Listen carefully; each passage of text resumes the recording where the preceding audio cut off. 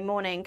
Some strong winds too, particularly across Western Wales and through the Bristol Channel, where we could see gusts up to 60 miles an hour. Temperatures in the south generally around 7 or 8 degrees, but a much colder night across the northern parts of Scotland, where we could see some icy conditions, particularly across the southwest of Scotland through Monday morning. A cloudy start across the northern half of the UK on Monday, some showers continuing along those eastern coasts of Scotland. But generally, Monday will be a much more settled day for most of us. Plenty of sunshine as we head through the afternoon. And with some lighter winds, temperatures around 10 to 12 degrees across the south, it'll be feeling a little more pleasant than we've seen over recent days. Tuesday starts a much cloudier picture though. Rain continues to push its way northwards through Tuesday morning, again bringing some very heavy rainfall to eastern parts of Scotland, where again we could see some localised flooding due to that saturated ground. Further south there'll be plenty of heavy showers pushing in from the southwest and quite a blustery feeling day too. Remaining unsettled through Tuesday and Wednesday, but hints of something a little more settled are on the horizon through Thursday and Friday. Looks like things are heating up. Boxed boilers, sponsors of weather on GB News. I've been stuck in here a long time. I've got this far.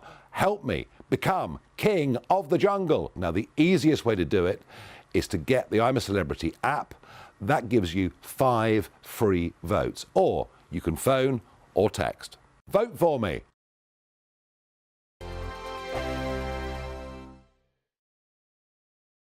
Your weekend starts here with Friday Night Live with me, Mark Dolan, 8 till 9 on GB News. Big stories, big guests and big laughs as we get you ready for a cracking weekend. That's Friday Night Live with Mark Dolan, Fridays 8 till 9 on GB News. Bring your own drinks, the admission's free. Wake up to the headlines with Headliners every morning at 5 a.m. We treat you to the day's biggest stories before anyone else, 7 days a week. You can catch up on everything you need to know before you've even had your kippers. Headliners every morning at 5 a.m, only on GB News, the People's Channel, Britain's news channel. In the GB Newsroom, we bring you the news as it happens. With our team of dedicated journalists across the UK, we're ready to give you accurate reporting every day. When the news breaks, we'll be there with bulletins on GB News, the People's Channel, Britain's news channel. Big news, big debates, big opinion. Patrick Christys Tonight is the week's biggest show. Every weekday, 9 to 11 p.m, we've got the inside track on the day's top stories. There'll be sharp takes you won't get anywhere else. We will set the news agenda, not just follow it, and I want to bring you along for the ride. Whatever it is, we'll have our finger on the pulse. It's news, but it's this close to entertainment. Patrick Christys Tonight, 9 till 11 p.m, only on GB News, the People's Channel, Britain's news channel. Good afternoon, Britain. Good afternoon, Britain. Join us, Tom and Emily, To find out what's happening in the heart of Westminster. and why it matters to you. Weekdays from midday, we bring you the most compelling stories from across the United Kingdom. And from your doorstep to our inbox, That's right, we want to hear from you, GB News. Britain's news channel. GB News, unlike other broadcasters, isn't obsessed with the London-Westminster bubble. We think there's a nation beyond the M25, and that's why we talk about the issues that matter across the land. Join me on State of the Nation, 8 to 9 o'clock, Monday to Thursday, on GB News. Daisy's listening, and you should too. I'm Andrew Doyle. Join me at 7 o'clock every Sunday night for Free Speech Nation, the show where I tackle the week's biggest stories in politics and current affairs with the help of my 2 comedian panellists and a variety of special guests. Free Speech Nation, Sunday nights from 7 on GB News, the People's Channel, Britain's news channel. Tired of the usual focus-tested, pre-prepared Westminster runaround? Well, so am I. So you want higher taxes? Is your department to blame for this? Are you rethinking this policy? Every Sunday at 9:30, I'll be sitting down with those in power to get the truth about the issues affecting you. Let's be honest, we've known about the cost pressures of this project for years, not months. That's the Camilla Tominey Show, a politics show with personality. On GB News, the People's Channel, Britain's news channel.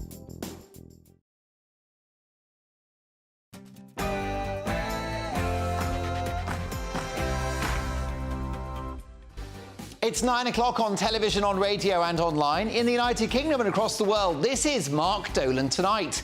In my big opinion, as politicians and lawyers squabble over the Rwanda plan, when did protecting the borders of your country become controversial? I'll be tackling what is a national scandal and a national emergency in just 2 minutes' time. You won't want to miss it.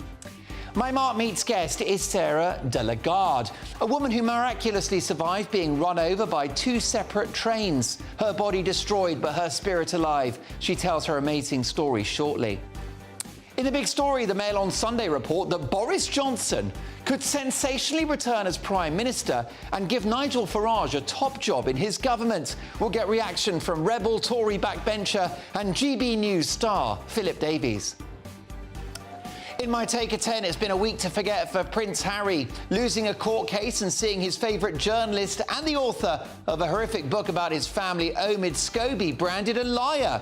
I'll be dealing with the prodigal prince in no uncertain terms. What now for Harry? My verdict at 10.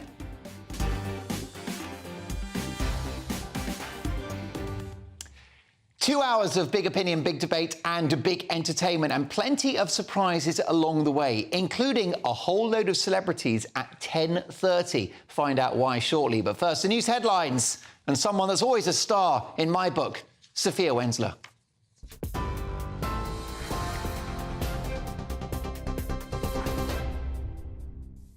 Thank you, Mark. Good evening. I'm Sophia Wensler in the GB newsroom.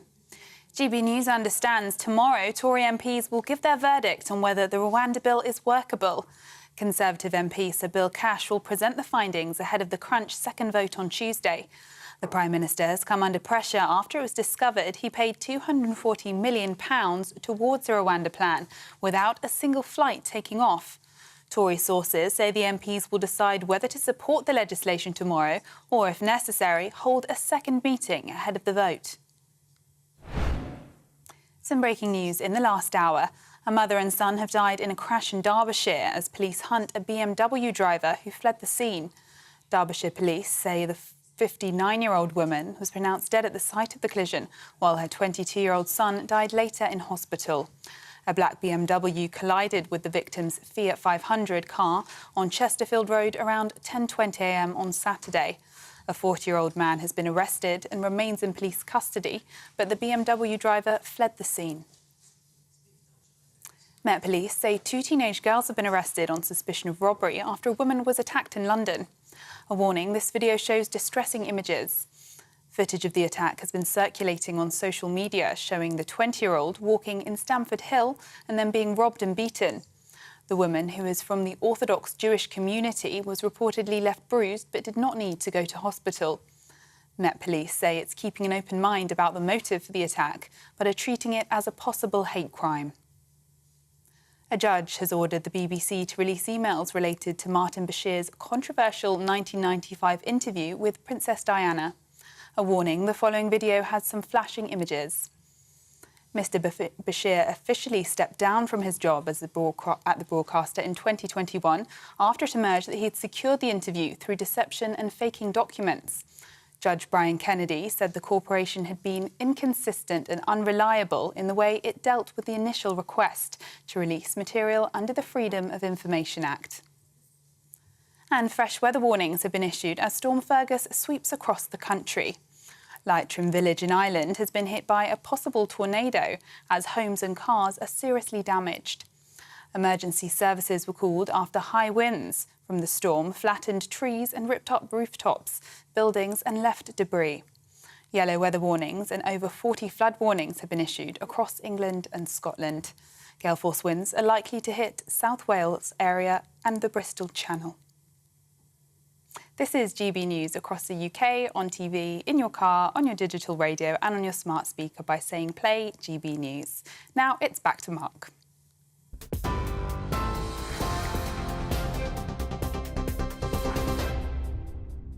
My thanks to Sophia Wensler, who returns in an hour's time. Welcome to what's going to be a very busy Mark Dolan tonight.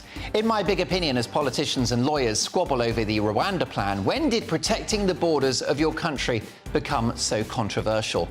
In the big story, the Mail on Sunday sensationally report that Boris Johnson could return as Prime Minister and give Nigel Farage a top job in his government. We'll get reaction from fearless Tory rebel and GBNews star Philip Davis. My Mark Meets guest is an amazing lady, Sarah de Lagarde, a woman who miraculously survived being run over by 2 separate trains.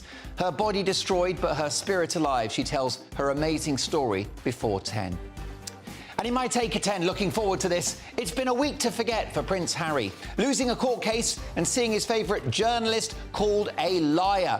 I'll be dealing with the prodigal prince in no uncertain terms. What next for Harry? My verdict at 10. Plus, as their support doubles in a year, is Richard Tice's Reform UK party the final nail in the Tory coffin? Plus, the latest polls in America suggest that Donald Trump would beat Joe Biden in a presidential runoff in a year's time. So, would President Donald Trump in America, in the White House, be good for Britain? I'll be asking tonight's newsmaker, former government minister Anne Widdecombe.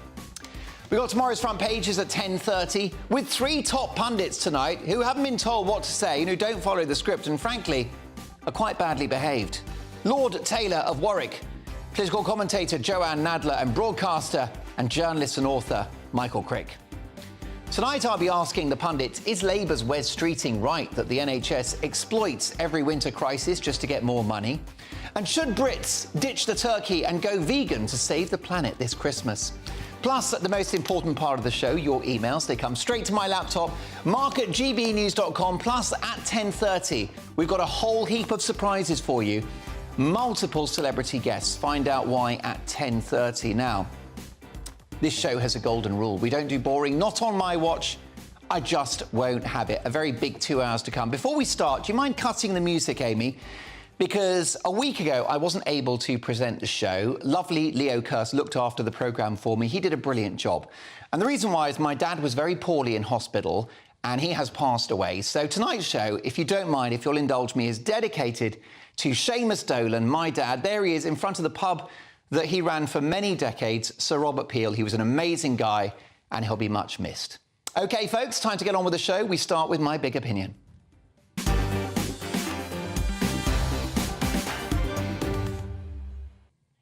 Whilst the good and the great of the establishment tie themselves in knots over whether the plan to process asylum cases in Rwanda is legal, moral or workable, what they seem to have forgotten is that, sorry, you can't just wander into another country. Try wandering into North Korea, Russia, Singapore, Iran or China. Good luck with that. They wouldn't get caught up in the intricacies of the European Convention on Human Rights or Supreme Court judgments. These, of course, are dreadful regimes, but they do understand how to maintain their geographical boundaries. But the woke West seems to think that it's its duty to tolerate porous borders, that it's somehow politically incorrect to know who's coming into our country and to decide the numbers. That's not empathy, that's not political correctness. It's a failure of their duty. It is surrender. When did it become controversial to police your borders? We pay a huge portion of our income to the state, whose prime task is to protect the national boundaries of the country. And they can't even do that, let alone give you a GP appointment this side of Christmas.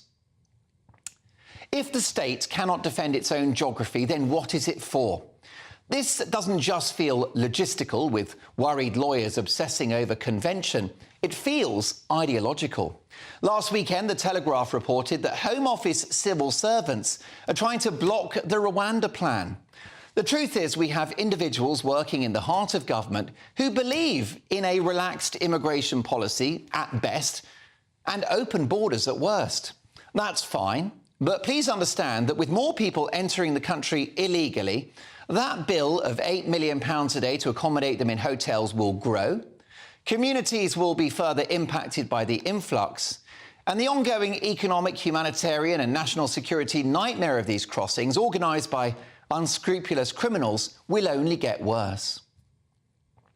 Mainstream politicians of all colours have massively failed on this issue, with any political will to tackle this crisis thwarted by unelected, unnamed bureaucrats in Whitehall. The North London chattering classes within the media, government and the civil service can convince themselves that public anger about this will go away, but let me tell you, it will only deepen. And the public will ultimately choose a more extreme political answer to tackle the problem, an outcome we do not want. Now, I've got growing respect for Emmanuel Macron, the French president. He was very honest with his own people last month, saying that France cannot accept the misery of the world. It's a very sad sentiment, awful that that's the world we live in. But it's true, and he's right. In the end, failure to stop the boats and the failure to have a sensible, unemotional national conversation about legal net migration, which is almost 700,000 a year at the moment, risks a democratic and social crisis for this country. The riots we saw in Ireland last month will be like the Queen's Garden Party by comparison. Now, those riots were a disgrace, but they were also a warning of what happens if you ignore genuine public concerns about vast, unsustainable levels of migration into a country. If the state cannot stand up for the very definition of what a country is, its geography, its boundaries and its nationhood, it will fall. The political, media and bureaucratic elite don't realise it yet, but current rates of legal and illegal migration are an existential crisis for the country. Ignore it at your peril.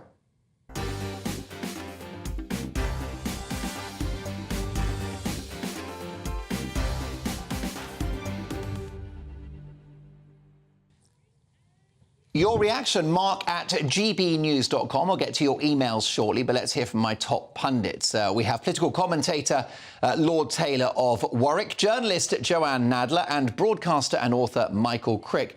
Michael, great to have you back in the studio. What do you think about this story, the civil service allegedly thwarting the Rwanda plan because they're ideologically against it? Well, there's bound to be some civil servants who don't like the plan. And I'm sure there are thousands of civil servants who share your concerns about the levels of illegal migration, and my concern as well, and indeed the levels of legal migration. But let's put this differently. Supposing you were an Afghan, and you were as opinionated an Afghan as you are opinionated British. You wouldn't last 5 minutes in Afghanistan. You'd be taken out and shot for expressing your views, or hung, or whatever. Life would be pretty horrid. Supposing you decided to have an opinionectomy and keep your head down and sell fruit on a street corner, you'd be bored within minutes. And you would do your best to come to a country like Britain. If you lived in Afghanistan or Somalia or large parts of Africa, places where the economy's in a mess, or places where views like yours and mine are not tolerated, you would join the influx of people crossing the channel in boats. Now, I'm not saying you shouldn't do anything about it. We should. But it's very, very difficult. I mean, I don't think the Rwanda plan is going to get through. It's got so many obstacles. Even if it did get through, I'm not convinced it will act as a deterrent. You know, it's very difficult, really, to know what the answer is to all of this. Well, indeed, but resistance within the media, among certain politicians and perhaps within the civil service to Rwanda isn't just logistical, is it? There's actually a divide within the country about what kind of borders we should have, and there are some on our shores who believe in quite porous borders. This is very philosophical. Well, there are some who believe that, and I think... Including large swathes of the Labour Party, arguably. Well, I'm not a member of the Labour Party or a supporter of the Labour Party, and I do believe a certain level of immigration, much lower than what we've got now, is healthy for an economy. And in 40 years' time, these people will be prospering and being a huge help to our economy in the same way that migrants who came in 40, 50 years ago are in many cases right now, including the Prime Minister. And including my Irish parents. Indeed. My dear father, who's just got a name check. I'm very sorry to hear about your father's death. But, I mean, we are... The coastline of Britain, I think, is... The mainland is about 10,000 miles. I mean, are you actually... You mentioned North Korea there. Well, you won't be able to get into North Korea because you'd be shot. Are you advocating something as stringent... Yes, you can't get out either. Well, no, they're dreadful regimes, the ones I mentioned, and we value the rule of law. And Iran too, probably. So, I mean, you know, it is very difficult to police the coastline. You need a machine gun pointed every 100 yards, and that's just the mainland, quite apart from the islands and Northern Ireland. Yeah, but so it's tricky. Point, OK, Michael, Joanne. we seem to lack a will to want to do this. We've been having this discussion very much in these terms, actually, for about 25 years now. Because I remember when Labour were in power and Jack Straw and David Blunkett were, positioning themselves as being, shall we say, the renegade voices on these kind of things and warning Labour that if Labour didn't have a sensible discussion about this, there would be, shall we say, more extreme voices both to the left of the Labour Party, to the right of the Conservative Party, who would take up this issue. I certainly agree with you that we've stifled debate on this issue, particularly during the noughties when Labour was in power, and Labour used immigration as a way of fuelling growth. The only problem is if the growth of immigration gets too high, it actually lowers growth because GDP per head is sort of zero right now. So, yes, I think that we do need to discuss this and be open about it. And we do need to do something, but the figures are too high now. The point I was making, I was making was this was kind of disingenuous because it was very much under the Tony Blair government that we introduced this idea of open borders, and it became sort of by default the ideology that has run the civil service. But it's exploded under the Tories, not Labour. No, absolutely. I mean, the Tories have done absolutely nothing about it. But I think that the genesis of it came with the sort of open borders approach of the Blair government, and the idea, particularly that I mean, had it not been for, I think to a certain extent, the good sense, and this was one of the few things he showed such good sense on, but Gordon Brown and also my former subject as a biographer, William Hague, that Tony Blair didn't go further into the European project and further into this idea that we should have no borders at all. Lord Taylor. Mark, first of all, I know you loved your father, so I'm sorry to hear about Oh, that's so nice of you, thank you. The focus should be on where we are now. The plan. Will the Rwanda plan work? And I think the chances of it working range between 0 and 0. It's not about the thoughts of civil servants. Will the plan work? Well, that's obviously a big legal issue, and Robert Jenrick has resigned over it. Spoke on Breakfast Television this morning saying it's a non-starter. That was a massive own goal for the government. But there's, notwithstanding the Rwanda policy, it seems there is a lack of will within government and within the civil service to stop the boats. Well, the civil servants have to carry out the will of the politicians. But do they? What about the blob of which Dominic Cummings was so it's their job excoriating? To do so. But if a bill or a law is defective, it's not going to work. This is the question. The the establishment, whether it's the media, whether it's politicians, whether it's the civil service, the judiciary, is the will there to control these numbers? Because it seems to me like it's my viewers and listeners who are concerned, but not the well-heeled elite. Well, I know that judges and lefty lawyers get the blame, but they have to work on the law before them. And if the law has loopholes and is defective, they have to exploit it. Joanne, what do you think's at play here? Well, I mean, I think in this particular instance, what we're talking about is not so much any weaknesses within the civil service, of which I'm sure there are. There will be politically driven civil servants.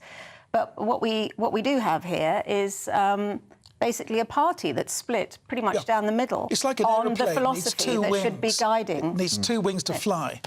And it's still on the ground. Well, here's a question for you folks. Will we ever stop the boats? I'm not sure Labour will, and certainly the Tories have not. And as Michael rightly pointed out, the rather bigger elephant in the room, legal net migration.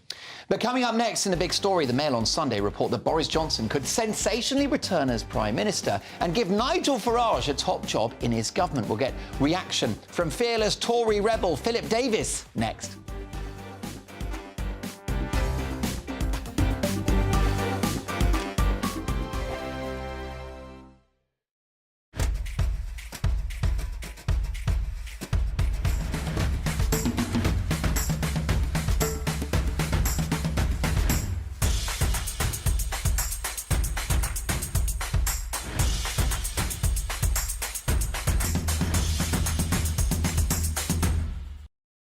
I think the most exciting bit for me is talking to people. People who I think are ignored often by the major news channels. We're going to give news they want to hear. There's a voice there that needs to be heard. I think there's a chance here for for a diversity of opinion to be expressed, which you don't find elsewhere. It's really exciting. We don't hold back. We're free to say how decisions that are taken here affect us all around the country. Only on GB News, the People's Channel, Britain's news channel. There's only 3 people you can trust in life: your doctor, your lawyer, and your nana. I'm not sure. So join me, Nana Aquare, at 3 p.m. every Saturday and Sunday, where we discuss the biggest topics of the weekend. Be ready for battle. Could you be quiet? What is this? It's my new teeth. It's your new teeth. I don't bite. Well, not without a good reason. Always honest, always fun. Every weekend at 3 p.m. on GB News, the People's Channel, Britain's news channel. I'm Michelle Dewberry, and I'm not here to tell you what to think. I'd much rather hear what you have to say. So send in your opinions to gbviews@gbnews.com. Keep them clean, and you never know, I might read them out. With my panel here on Jubes & Co, we debate, we get stuck into the issues of the day on a show where all views are welcome, especially yours. GB News, the People's Channel, Britain's news channel. Join us every night on GB News at 11 p.m. for Headliners, which is 3 top comedians going through the next day's news stories, which is exactly what you need, because when the establishment has gone crazy, you need some craziness to make sense of it. Headliners. You don't have to bother reading the newspaper. We've got it covered for you. Every night at 11 p.m. and repeated every morning at 5 a.m. We won't send you to sleep like some of the other paper review shows out there. So join us 11 p.m. every night on GB News, the People's Channel, Britain's news channel. Who is it? We're here for the show. Welcome to the Dinosaur Hour with me, John Cleese. I was married to a therapist. And you survived? I thought we were getting Hugh Laurie. Second best. You interviewed Saddam Hussein. What's that like? I was terrified. I'm playing strip poker with these 3. Oh! No, thank you. My CDs need to be put in alphabetical order. Are you going to be problematic again? The Dinosaur Hour. Sundays on GB News.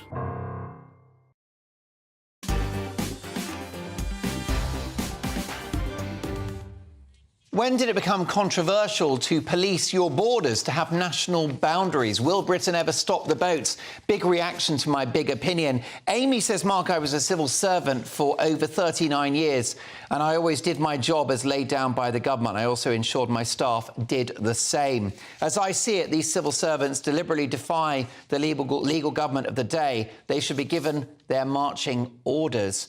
Maria says, we are lions led by donkeys. The government gave £250 million to Rwanda. They must be laughing at us. And Chris says, hi, Mark, lefty lawyers who advise illegal immigrants to lie and game the system should be prosecuted with the full force of the law. Is this even possible? Chris, thank you for that. Keep those opinions coming. Mark at gbnews.com. I'll be dealing with Prince Harry at 10.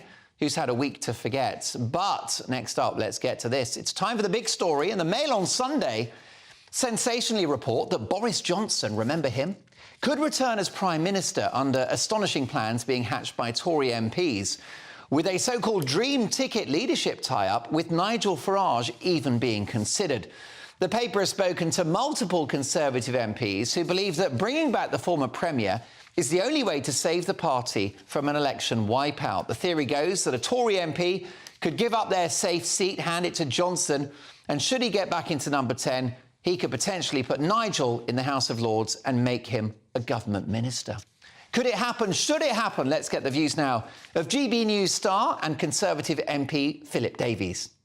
Philip, great to have you on the show. What's your reaction to this story? Is there anything in it? No, it's a load of old nonsense, Mark. There's absolutely zero chance of Boris Johnson coming back as Prime Minister. It's just not going to happen. Anybody who thinks that's going to happen needs to stop taking whatever drugs they're on.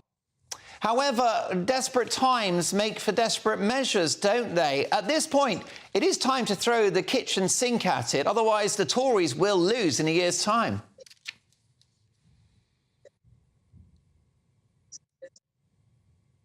Yeah, no, we've got a mountain to climb. Absolutely. We've had a mountain to climb ever since Liz Truss ended being Prime Minister. And we're not going to win the next election by coming up with crackpot theories that Boris is going to come back into Parliament and make Nigel Farage a government minister. It's just not going to happen. I mean, look, nobody would love more than me for Nigel Farage to be a Conservative minister in a Conservative government. But it's not going to happen with Boris Johnson as Prime Minister, to be perfectly honest. Do you predict some kind of dramatic moment in the next few months? Do you think that Rishi Sunak could fall as Prime Minister?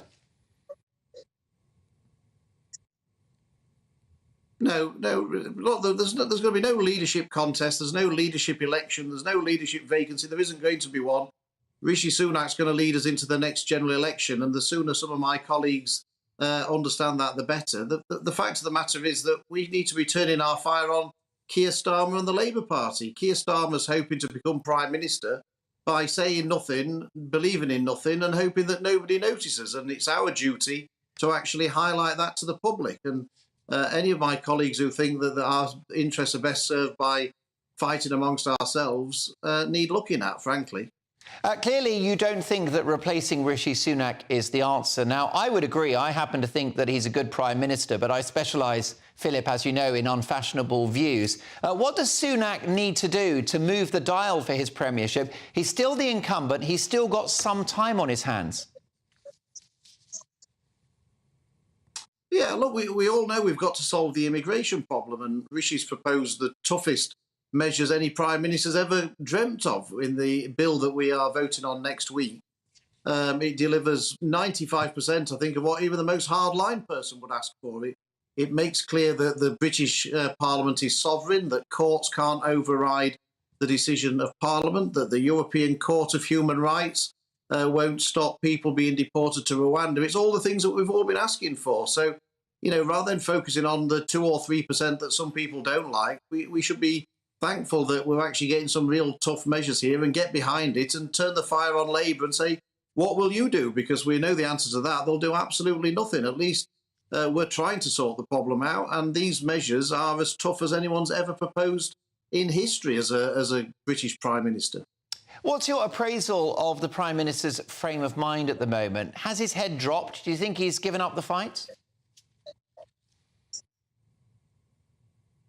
No, definitely not. No, and he came to the 1922 committee last week. He was fantastic. He was brilliant. He was pugnacious. He was on top of his brief. No, he's ready for the fight. I think what we all owe as Conservative MPs is to get behind him and take the fight to Labour as well. He can't do it by himself. He needs us to get behind him too. So, you know, really, this isn't we're not in a situation where we've got a vote of confidence in the government. We've got a vote in confidence in the common sense of Conservative backbenchers to get behind the Prime Minister and deliver these tough immigration measures that people want to see and turn the fire on the Labour Party. That's really what people are crying out for, and that's what we all should be doing. Do you think the Rwanda legislation will pass the Commons this Tuesday? And do you think that flights will be getting off the ground before the next election? A question that Lord Michael Howard on Friday was not able to answer when I put it to him. Yeah, the bill will go through on Tuesday. I mean, any Conservative MP who doesn't vote for the bill on Tuesday must be completely mad. I mean, even everyone agrees that this is much better than the status quo. So surely you'd vote for something that's better than the status quo. And if you think that this bill is tough enough...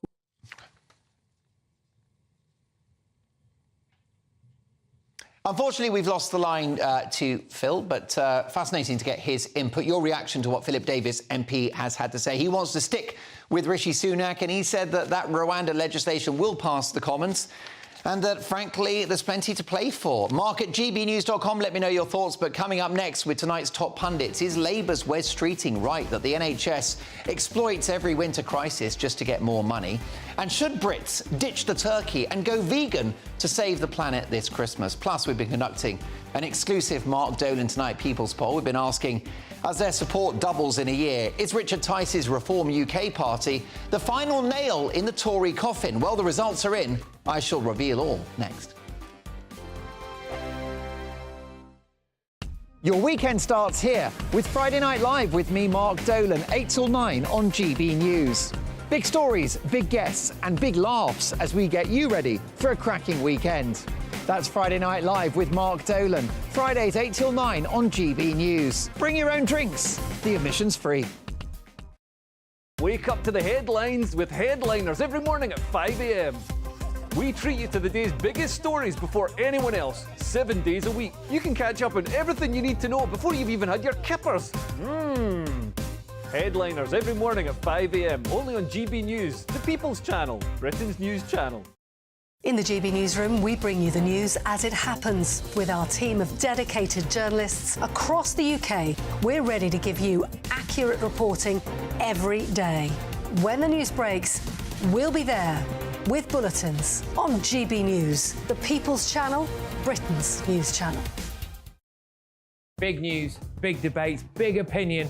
Patrick Christys Tonight is the week's biggest show. Every weekday, 9 to 11 p.m, we've got the inside track on the day's top stories. There'll be sharp takes you won't get anywhere else. We will set the news agenda, not just follow it, and I want to bring you along for the ride.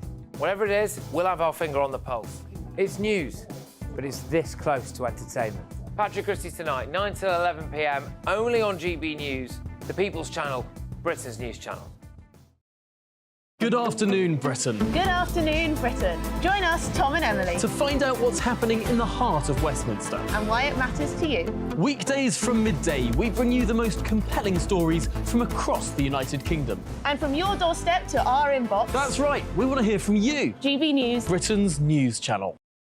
GB News, unlike other broadcasters, isn't obsessed with the London-Westminster bubble. We think there's a nation beyond the M25, and that's why we talk about the issues that matter across the land. Join me on State of the Nation, 8 to 9 o'clock, Monday to Thursday, on GB News. Daisy's listening, and you should too. I'm Andrew Doyle. Join me at 7 o'clock every Sunday night for Free Speech Nation, the show where I tackle the week's biggest stories in politics and current affairs with the help of my two comedian panellists and a variety of special guests. Free Speech Nation, Sunday nights from 7 on GB News, the People's Channel, Britain's news channel.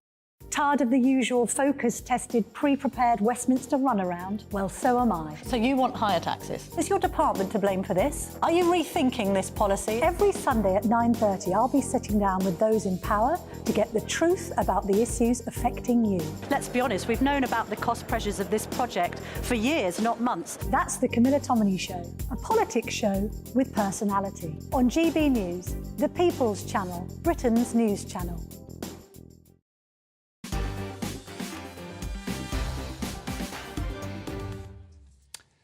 I'll get to your emails very shortly, but we've been conducting an exclusive Mark Dolan Tonight People's Poll. We've been asking, as their support doubles in a year, is Richard Tice's Reform UK party the final nail in the Tory coffin?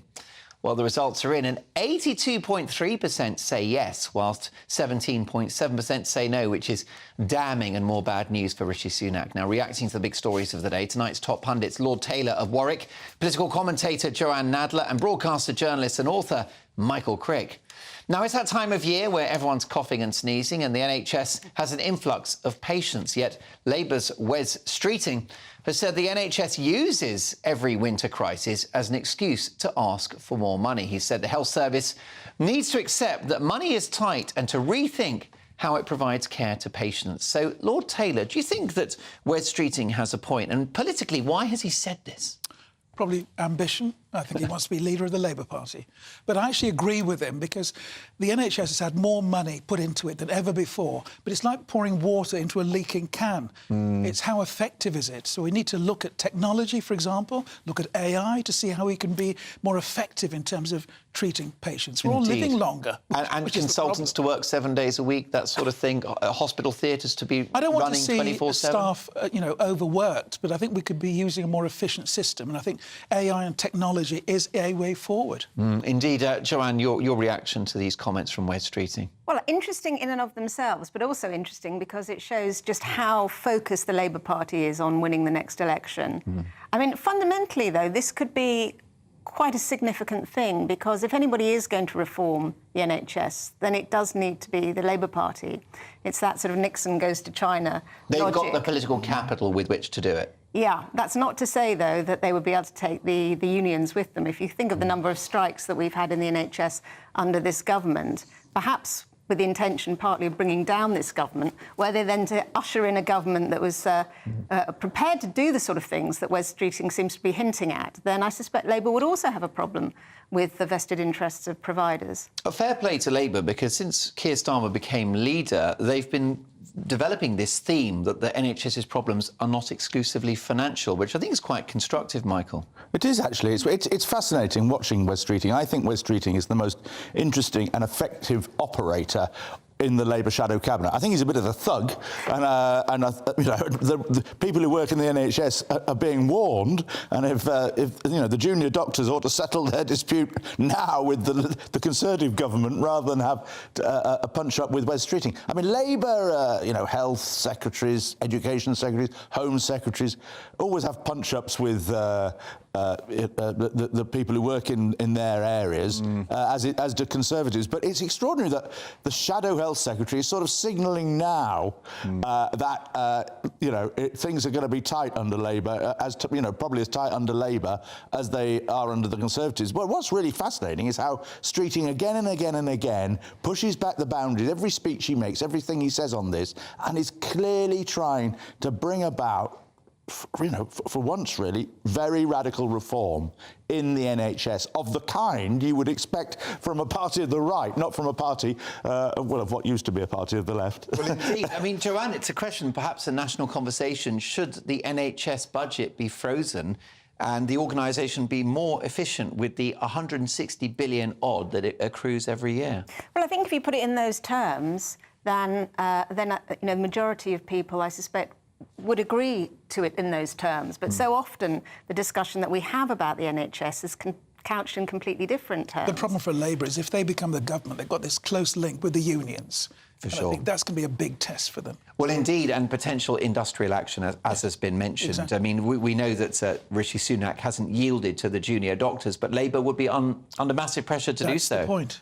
Fascinating stuff. Well, Labour's not as close. Well, some of the health unions are not Labour unions, and Labour is not as close to the trade unions in general as it was. Perception of whether. Yeah. But also the public sector is Labour's electoral constituency, isn't it? Indeed. And there will be massive expectation. And, of course, the risk, particularly with a small majority or even a hung parliament situation, is that Keir Starmer could be, you know, essentially the left of the party could hold the balance of power. If he wants to get his legislation through, he might have to have the support of Richard Bergen or John McDonnell. Yeah, it would take. I mean, the left of the party are a diminishing force, and there are going to be fewer of them in the next parliament, even if Labour has more Still MPs. linked to the immigration problem, because we don't have enough doctors and nurses. And or people in social care, of course. Exactly. And it's almost been forgotten in the debate. That works both ways as well, because, of course, we've got a lot of, with increased immigration, we have a lot more pressure on the NHS as well. And we're living longer. Well, indeed. Well, listen, living longer, I wonder how much diet has got to do with that, because nothing says Christmas like a full turkey dinner and a plate full of cheese, unless you're vegan. Numerous startups are trying to mimic the traditional foods by making vegan options in a bid to lower our carbon footprint. But here's the great debate that's raging online today. Should you have a vegan Christmas to save the planet? Would you be willing to ditch the turkey to go all green? Joanne? Absolutely not. I wouldn't be willing to do it, and I'm sure it's not particularly good for the environment either, and I don't think it's particularly good for your health. So if they want to take your turkey, get stuffed is your message. Absolutely. I think that's it. You've summed it up. It does feel, though, that this is the way the conversation's going, is that, you know, we have a duty, a responsibility to eat less meat. There's going to be... those siren calls for veganism or plant-based are going to get louder, aren't they? Well, I'm not sure. I mean, in terms of a duty to eat less meat, I mean, turkey, I mean, it barely qualifies as meat, really, does it? Yeah. It's pretty low down the scale. You sound like a ribeye person, very, very red-blooded. Yeah, what do you think? Would you go vegan to save the planet this Christmas? Well, I ought to. I know that. And if you gave me notice about it, if you said Christmas next year, would you be vegan? Yeah, I'd think it's worth trying as an experiment. I mean, I will be cooking a nut roast this year, as I do most years, as well as the turkey. In fact, the nut roast takes longer because you have to chop up so much stuff. Why do you do a nut roast? Well, because my daughter likes it, and also it's an alternative, and And my nut roast tastes are very tasty. Look at do a beef Wellington as the alternative to the turkey. Well, that's no good for vegans, is it? Or vegetarians. But I mean, I think the feeling is right. But you know, I'm a bit of a hypocrite. I don't do all the things I ought to do to save the planet, but I still want to save the planet. I'm fascinated by your nut roast. I've got to say. The Michael Crick book. Delia Smith, eat your heart out. What do you think? Would you bin the turkey to save the planet? You know, if turkey was that popular, why don't we eat it all the year long? It's true. But, you know, my problem at Christmas is Christmas cake. I keep saying no to the cake, but it doesn't listen. Yeah, and that's my problem. That is the story of my life as well. Brilliant stuff. Look, my brilliant pundits will be back shortly for my Take at 10, in which I'll be dealing with Prince Harry, who has he's had a week to forget, let me tell you. But look, I'm really looking forward to my next guest. It is my Mark Meets guest. She's Sarah de Lagarde, a woman who miraculously survived being run over by 2 separate trains. Her body damaged, but her spirit alive. She tells her amazing story next.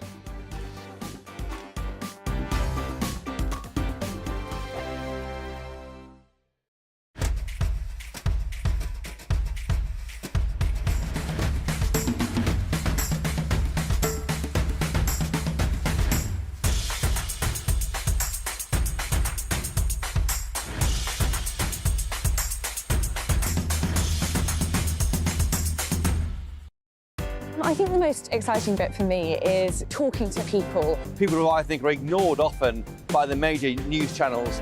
We're going to give news they want to hear. There's a voice there that needs to be heard. I think there's a chance here for a diversity of opinion to be expressed, which you don't find elsewhere. It's really exciting. We don't hold back. We're free to say how decisions that are taken here affect us all around the country. Only on GB News, the People's Channel, Britain's news channel. There's only 3 people you can trust in life. Your doctor, your lawyer, and your nana. I'm not sure. So join me, Nana Aquare, at 3 p.m. every Saturday and Sunday, where we discuss the biggest topics of the weekend. Be ready for battle. Could you be quiet? What is this? It's my new teeth. It's your new teeth. I don't bite. Well, not without a good reason. Always honest, always fun. Every weekend at 3 p.m. on GB News, the People's Channel, Britain's news channel.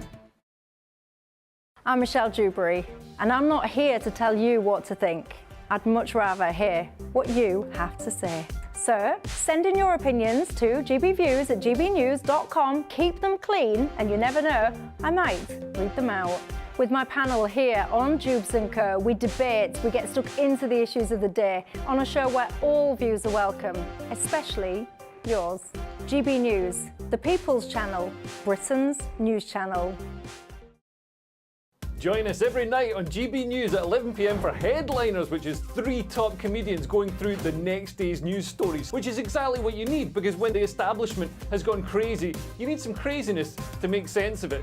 Headliners. You don't have to bother reading the newspaper. We've got it covered for you. Every night at 11 p.m. and repeated every morning at 5 a.m. We won't send you to sleep like some of the other paper review shows out there. So join us 11 p.m. every night on GB News. The People's Channel, Britain's news channel. Who is it? We're here for the show. Welcome to the Dinosaur Hour with me, John Cleese. I was married to a therapist. And you survived? I thought we were getting Hugh Laurie. Second best. You interviewed Saddam Hussein. What's that like? I was terrified. I'm playing strip poker with these 3. Oh! No, thank you. My CDs need to be put in alphabetical order. Are you going to be problematic again? The Dinosaur Hour. Sundays on GB News.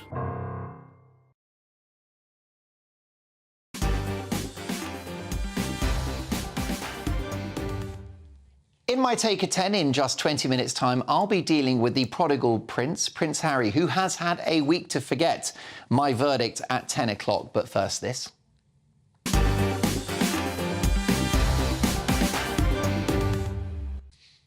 It's time now for Mark Meets, and tonight, the remarkable Sarah de Lagarde, who lost her right arm and right leg when she was run over by 2 London Underground trains after slipping on a platform and falling onto the tracks. The accident happened as Sarah was travelling home from work on a rainy night in September of last year. Doctors told her that she nearly died 10 times on the night of the accident. However, with the help of 2 prosthetic limbs, she has rebuilt her life and her body, and I'm privileged to say that she joins me now. Great to have you, Sarah. Thank you for having me. Can I congratulate you on your amazing recovery? Let's have a look at the story. I've been reading in detail about what happened. If we can go back to that terrible night, it was wet and you slipped. You crashed into a stationary train, fell down the gap between the train and the platform. Now, at this point, you've broken your nose and damaged your front teeth, but there's time for you to be rescued. Why weren't you? Well, actually, I don't know. I'm not exactly sure. I know that there were plenty of opportunities for me to be saved at various stages, which meant I could have gotten away probably with a broken nose and broken teeth, which is not that bad considering what happened after. I know that the train driver walked down, found my laptop bag, but didn't think that it was anything to be investigated, just picked it up, flung it over his shoulder and drove off. And had he just looked down, I was unconscious on the floor just there. I see. So you were unconscious. So for those 15 minutes, you were not able physically to call for help. Well, I was unconscious for perhaps a couple of minutes. Right.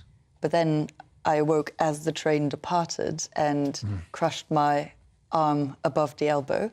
I felt a flash of pain at that moment, but then all I could focus on was, how do I save myself? This is not a great situation to be in. And I screamed for help. And your screams were not heard? No. Is that because people were not nearby, or was the station noisy? Do we know why you weren't heard? I don't know. It's an overground station where I was, and I asked about CCTV being watched. I thought CCTV was being watched live. You would expect. But it's not. I was given the excuse that, oh, we see so many thousands of feeds, no human can watch that full time.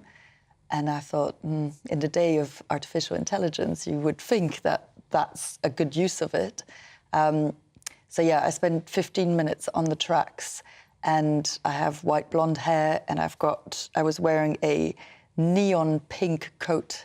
Yeah. It wasn't that late. It was about 9-ish on a Friday, which is not a late time. But it's clear to you that nobody noticed. You don't think that you were seen and people didn't act, do you? Or is that possible? I don't think so. I think if people would have seen me or heard, they would have raised the alarm. You lost your arm. How long did it take for the next train to take your leg? That was within those 15 minutes. So the second train came in. And again, second opportunity here would have been to see me on the tracks, but the train driver did not see me. Where again, you think, why? Why? You're driving into a station, you look in front of you and on the side. I was there and clearly visible. Well, I know that you feel very strongly, and I think rightly, you feel strongly that this was avoidable. All of these moments were avoidable, and we'll come to that.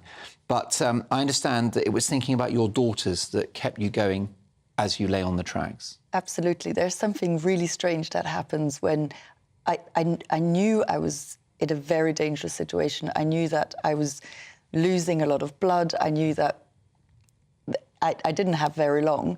And it was the thought of my children that really kept me going. And I really could see them in my mind's eye where they were like, Mummy, what are you doing? You're supposed to be home. And I guess it's a mother's instinct that just gets you that hysterical strength where you really hang on. And I slowed down my heartbeat. I really tried not to panic because my instinct was, if I panic, I'm going to lose more blood. Extraordinary.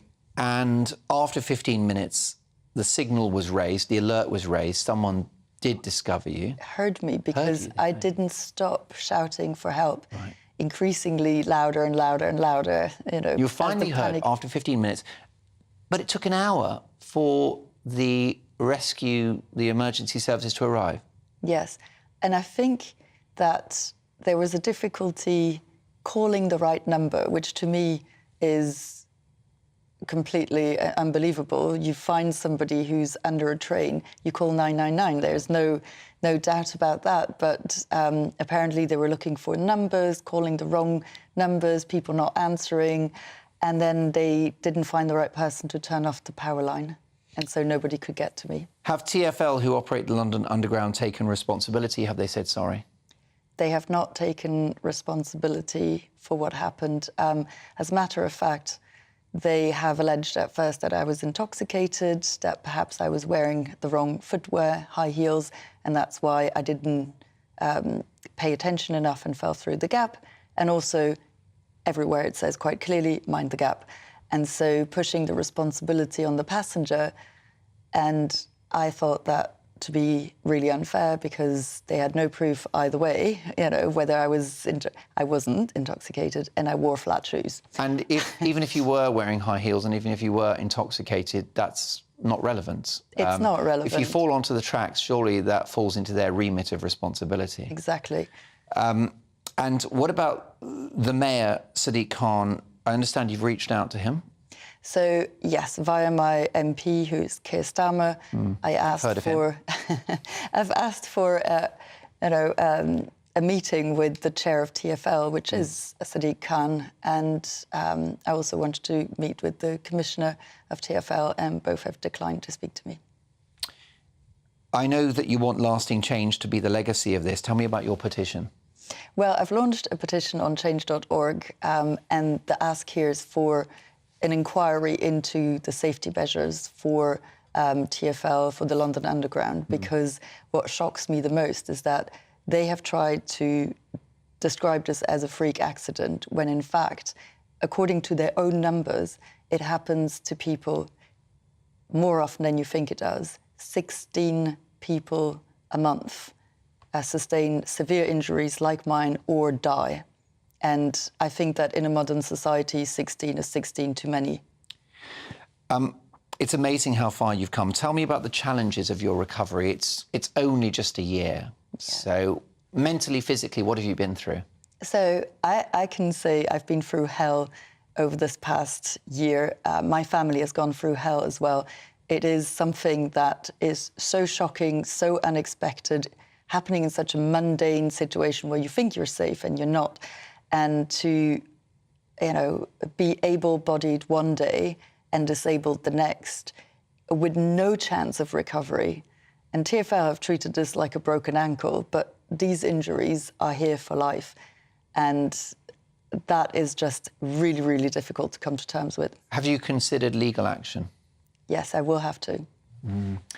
And how are the girls getting on? You've got two daughters. I've got two daughters. What ages are they now? They're 9 and 13. They're probably quite impressed by these amazing prosthetics that you're using. Yes. Tell me about the prosthetics and how they're helping you. So it took quite a little bit of rehabilitation in order to learn how to walk again. So I started off with the leg prosthesis first. Yeah. Fairly straightforward. Quite painful. You need to, check your balance all the time. When you say it's painful, is that the part that connects to your body is painful? Yeah, and it's the residual limb needs to heal properly, and we put a lot of weight on that part. So, so that took a little while.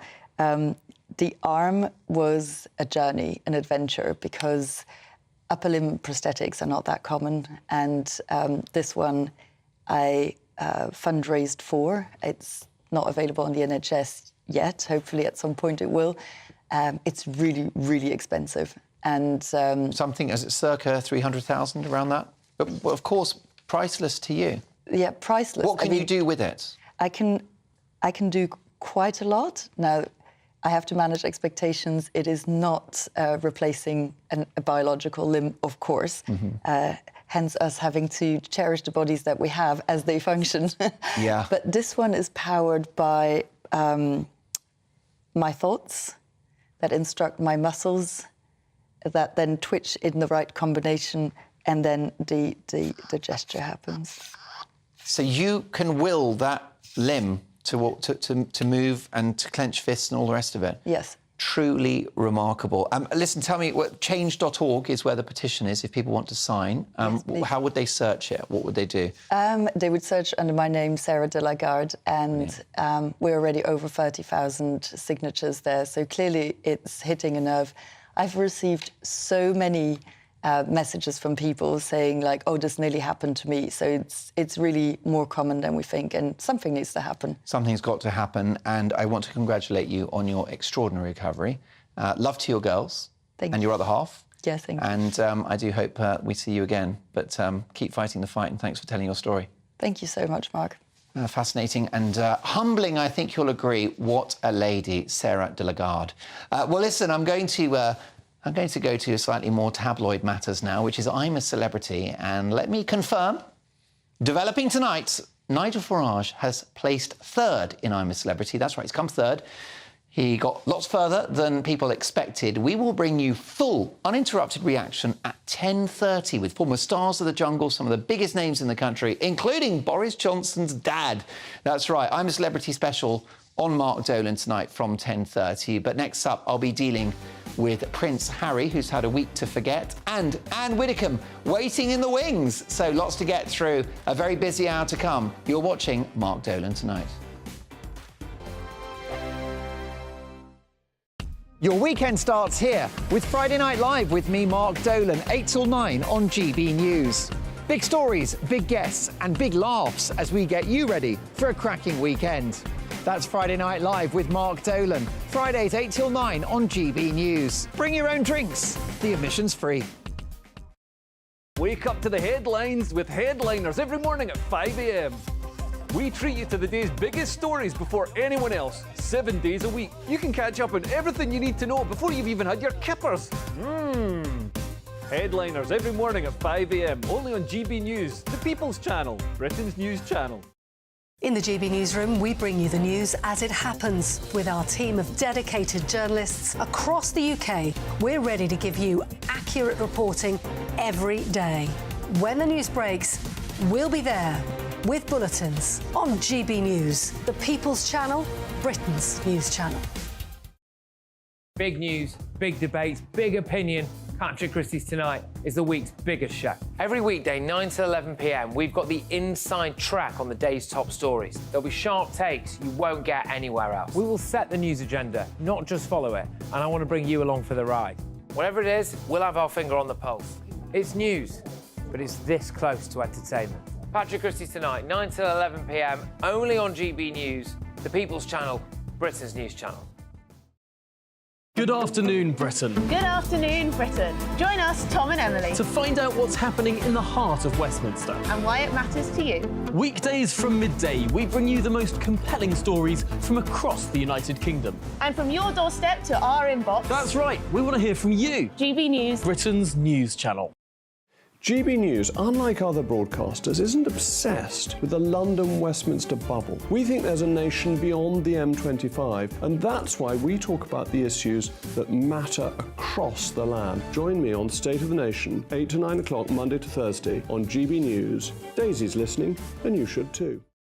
I'm Andrew Doyle. Join me at 7 o'clock every Sunday night for Free Speech Nation, the show where I tackle the week's biggest stories in politics and current affairs with the help of my two comedian panellists and a variety of special guests. Free Speech Nation, Sunday nights from 7 on GB News, the People's Channel, Britain's news channel.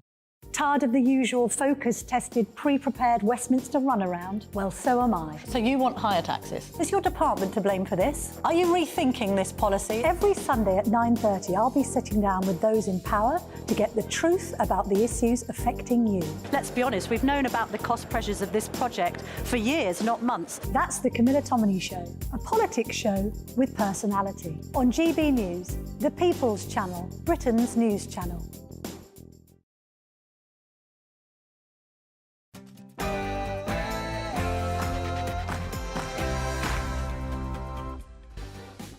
Well, if you're joining us, let me tell you that Nigel Farage has placed third in I'm a Celebrity, and we will do a very, very special analysis, a post-mortem, that's right, post-match analysis with some of the biggest names in the country, including former campmates David Van Day, who is an 80s pop icon, TV and radio legend Mike Reid, and Stanley Johnson, who was in the jungle, that's right, plus Nigel Farage's biographer Michael Crick. So full reaction to I'm a Celebrity, the final, at exactly 10:30.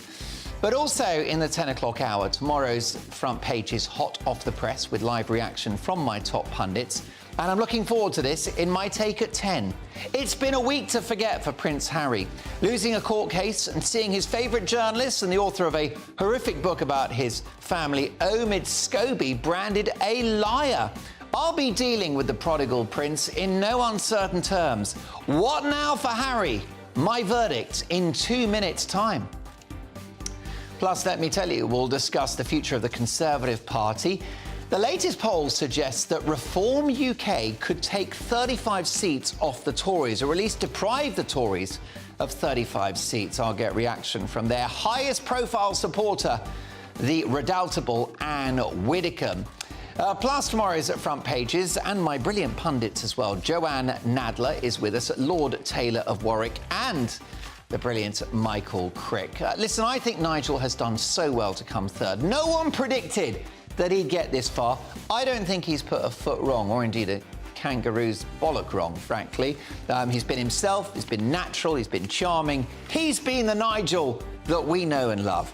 So full I'm a Celebrity reaction at 10:30 with all of those brilliant names I've mentioned. But I'm going to be dealing with Prince Harry next. So, folks.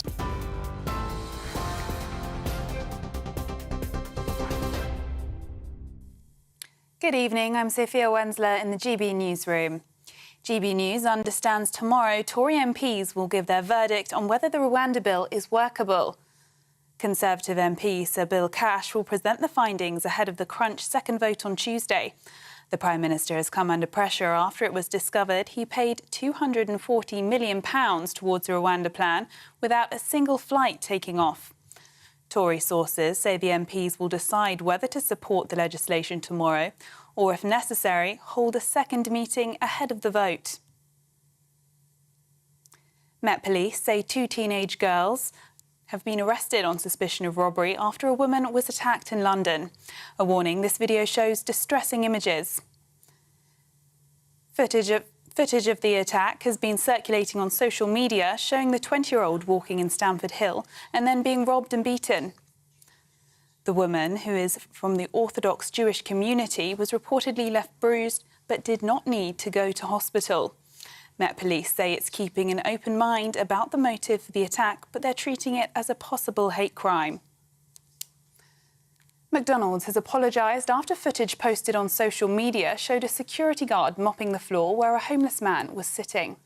The video was taken on Victoria Street in London last night and shows the man trying to move his sleeping bag and duvet away from the water as it seeped underneath. In the video, he says, "Leave me alone," before one security guard kicks a blanket out of the way and splashes more water along the pavement. McDonald's said it was shocked and saddened by the footage. A judge has ordered the BBC to release emails related to Martin Bashir's controversial 1995 interview with Princess Diana. A warning, the following video has some flashing images. Mr Bashir officially stepped down from his job at the broadcaster in 2021 after it emerged he had secured the interview through deception and faking documents. Judge Brian Kennedy said the corporation had been inconsistent and unreliable in the way it dealt with the initial request to release material under the Freedom of Information Act. And fresh weather warnings have been issued as Storm Fergus sweeps across the country. Leitrim Village in Ireland has been hit by a possible tornado as homes and cars are seriously damaged. Emergency services were called after high winds from the storm flattened trees, ripped off rooftops and buildings and left debris scattered across the streets. Yellow weather warning and over 40 flood warnings have been issued across England and Scotland. And gale force winds are likely to hit South Wales and around the Bristol Channel. This is GB News across the UK, on TV, in your car, on your digital radio and on your smart speaker by saying play GB News. Now it's back to Mark.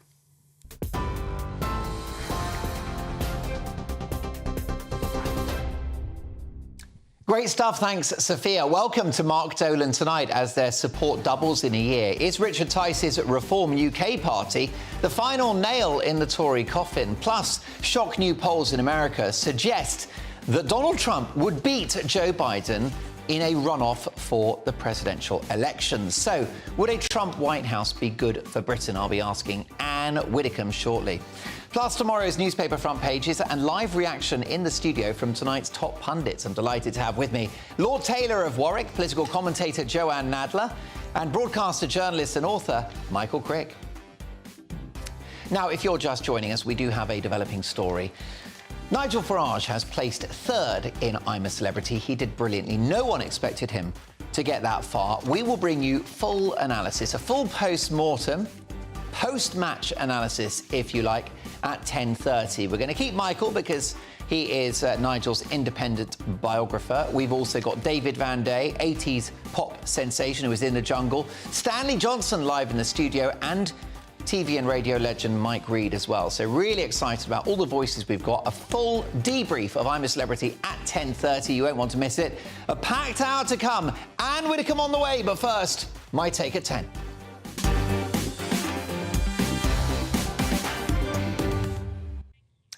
If poor old Rishi thinks he's had a hard week, he can console himself with the knowledge that at least he's not Prince Harry, who's limped from one disaster to another.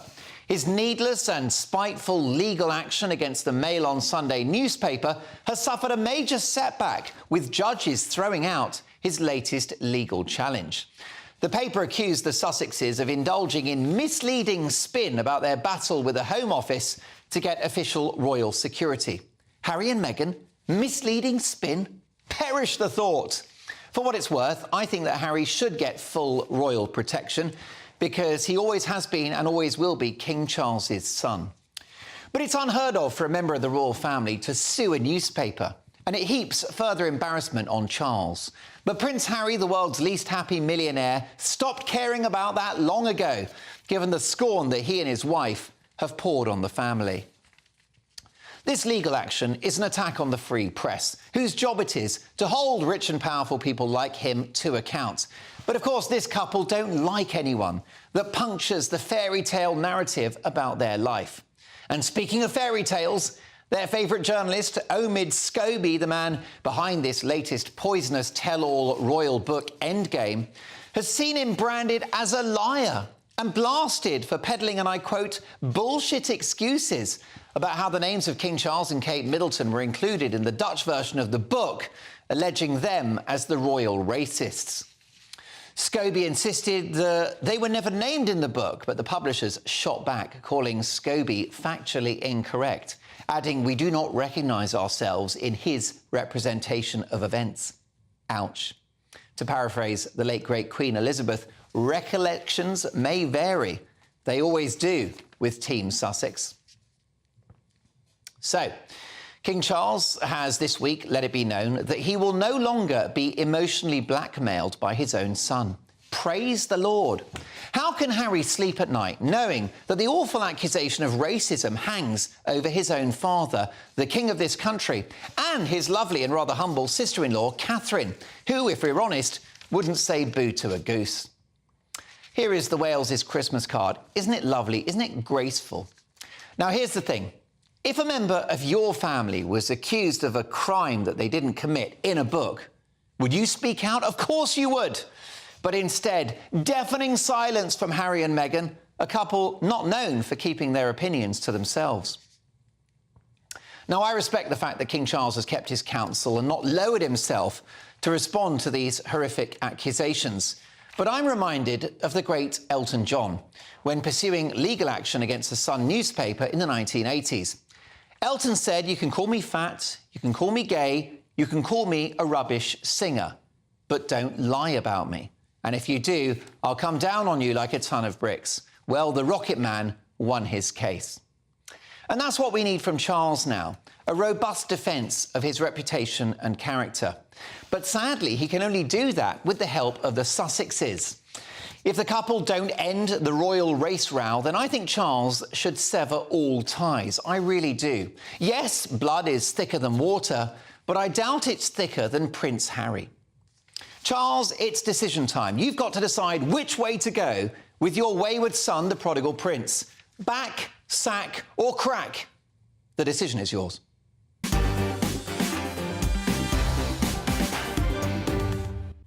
When I said back, sack and crack, I became very physically uncomfortable, and I don't know why. Your reaction, Mark at GBnews.com. I'll get to your emails shortly, but first let's hear from tonight's top pundits. Lord Taylor of Warwick, political commentator Joanne Nadler, and broadcaster, journalist and author Michael Crick. Look, folks, we're going to react to the news that Nigel Farage has come third in the jungle in just a moment, but your thoughts about why the royal couple will not speak out and defend King Charles and Catherine. Lord Taylor.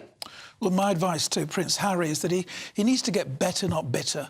We know he's had problems in his life. We understand that. What happened to his mother, Diana, was terrible. But he's also been blessed more than many people on earth. And he needs to build on that because he's only damaging himself. You know, I say long brave the king because King Charles has to really show determination not to bow down to their immaturity. I mean, he really is the prodigal son, Harry. And the prodigal son did return eventually.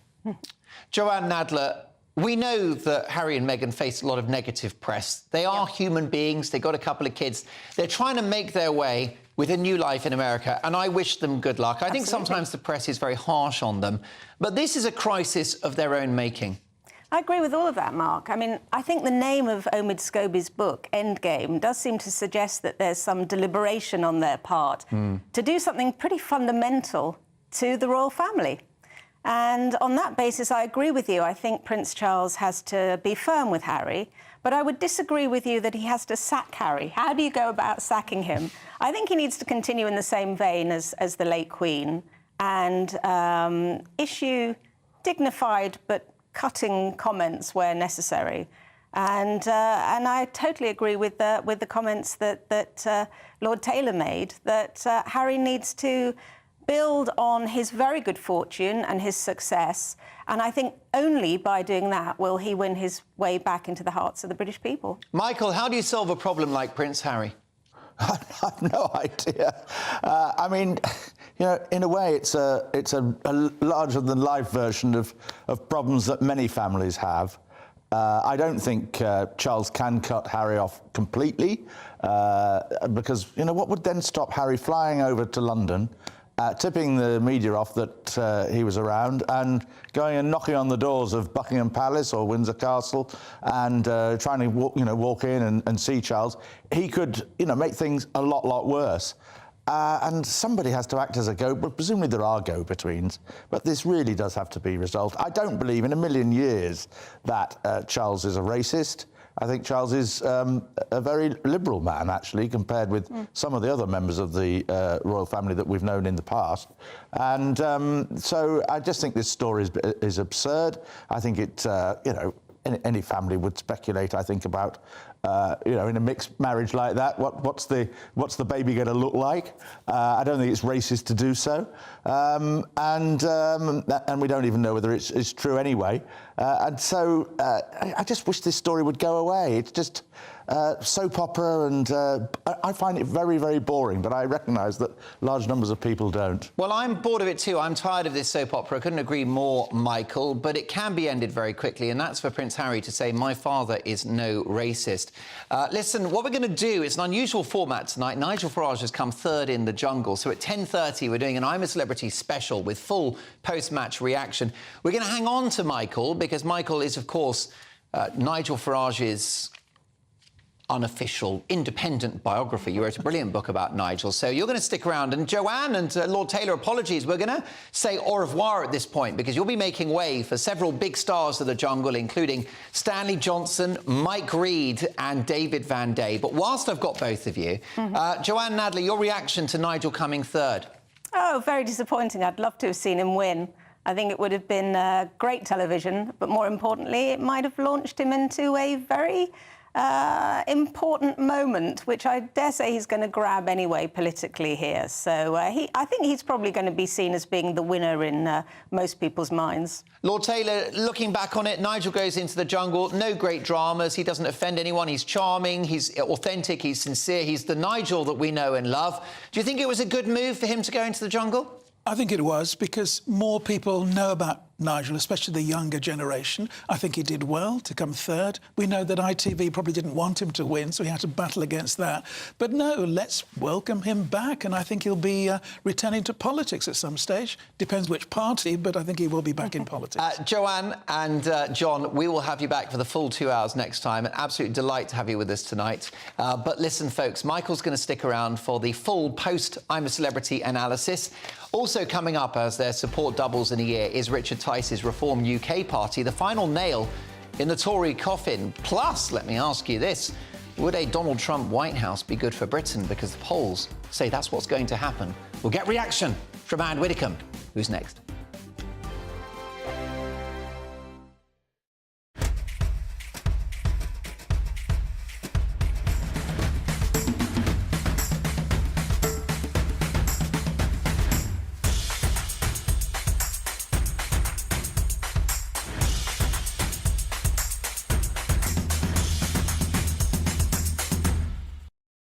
I think the most exciting bit for me is talking to people. People who I think are ignored often by the major news channels.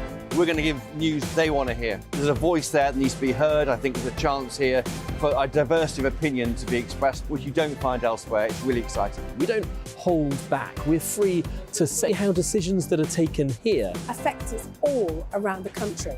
Only on GB News, the People's Channel, Britain's news channel. There's only 3 people you can trust in life. Your doctor, your lawyer, and your nana. I'm not sure. So join me, Nana Aquare, at 3 p.m. every Saturday and Sunday, where we discuss the biggest topics of the weekend. Be ready for battle. Could you be quiet? What is this? It's my new teeth. It's your new teeth. I don't bite. Well, not without a good reason. Always honest, always fun. Every weekend at 3 p.m. on GB News, the People's Channel, Britain's news channel. I'm Michelle Dewberry, and I'm not here to tell you what to think. I'd much rather hear what you have to say. So send in your opinions to gbviews at gbnews.com. Keep them clean, and you never know, I might read them out. With my panel here on Jubes & Co, we debate, we get stuck into the issues of the day on a show where all views are welcome, especially yours. GB News, the People's Channel, Britain's news channel. Join us every night on GB News at 11 p.m. for Headliners, which is 3 top comedians going through the next day's news stories, which is exactly what you need, because when the establishment has gone crazy, you need some craziness to make sense of it. Headliners. You don't have to bother reading the newspaper. We've got it covered for you. Every night at 11 p.m. and repeated every morning at 5 a.m. We won't send you to sleep like some of the other paper review shows out there. So join us 11 p.m. every night on GB News. The People's Channel, Britain's news channel. Who is it? We're here for the show. Welcome to the Dinosaur Hour with me, John Cleese. I was married to a therapist. And you survived? I thought we were getting Hugh Laurie. Second best. You interviewed Saddam Hussein. What's that like? I was terrified. I'm playing strip poker with these 3. Oh! No, thank you. My CDs need to be put in alphabetical order. Are you going to be problematic again? The Dinosaur Hour. Sundays on GB News.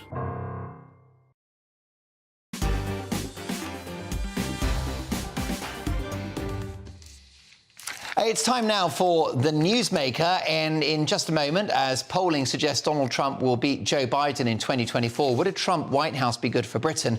But first, the Express newspaper report that the Tories may have to prepare for the loss of up to 35 seats at the hands of Reform UK at the next election. So, could Richard Tice's insurgent party be the nail in the Tory coffin? Let's speak to one of its most high-profile supporters, former government minister, broadcaster and a very good friend of mine, Anne Widdecombe. Anne, we've had a bit of a challenge with the line, but are you hearing me? I am indeed, yes. And before we get to Reform UK's triumph, your instant reaction to the news that Nigel Farage has come third in I'm a Celebrity, is that a win? Oh, that's a win, yes. The whole venture has been a win. I wish he'd come first or even second.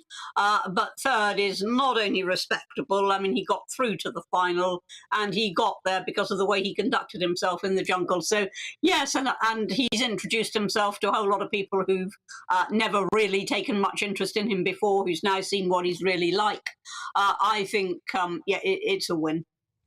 Because the nation got to know the guy, the Nigel Farage that you know, authentic, sincere, and a pretty nice guy. Well, indeed. I mean, Nigel's always had to rely on how the media presented him, as we all do. And the media isn't always fair, and particularly the left-wing media.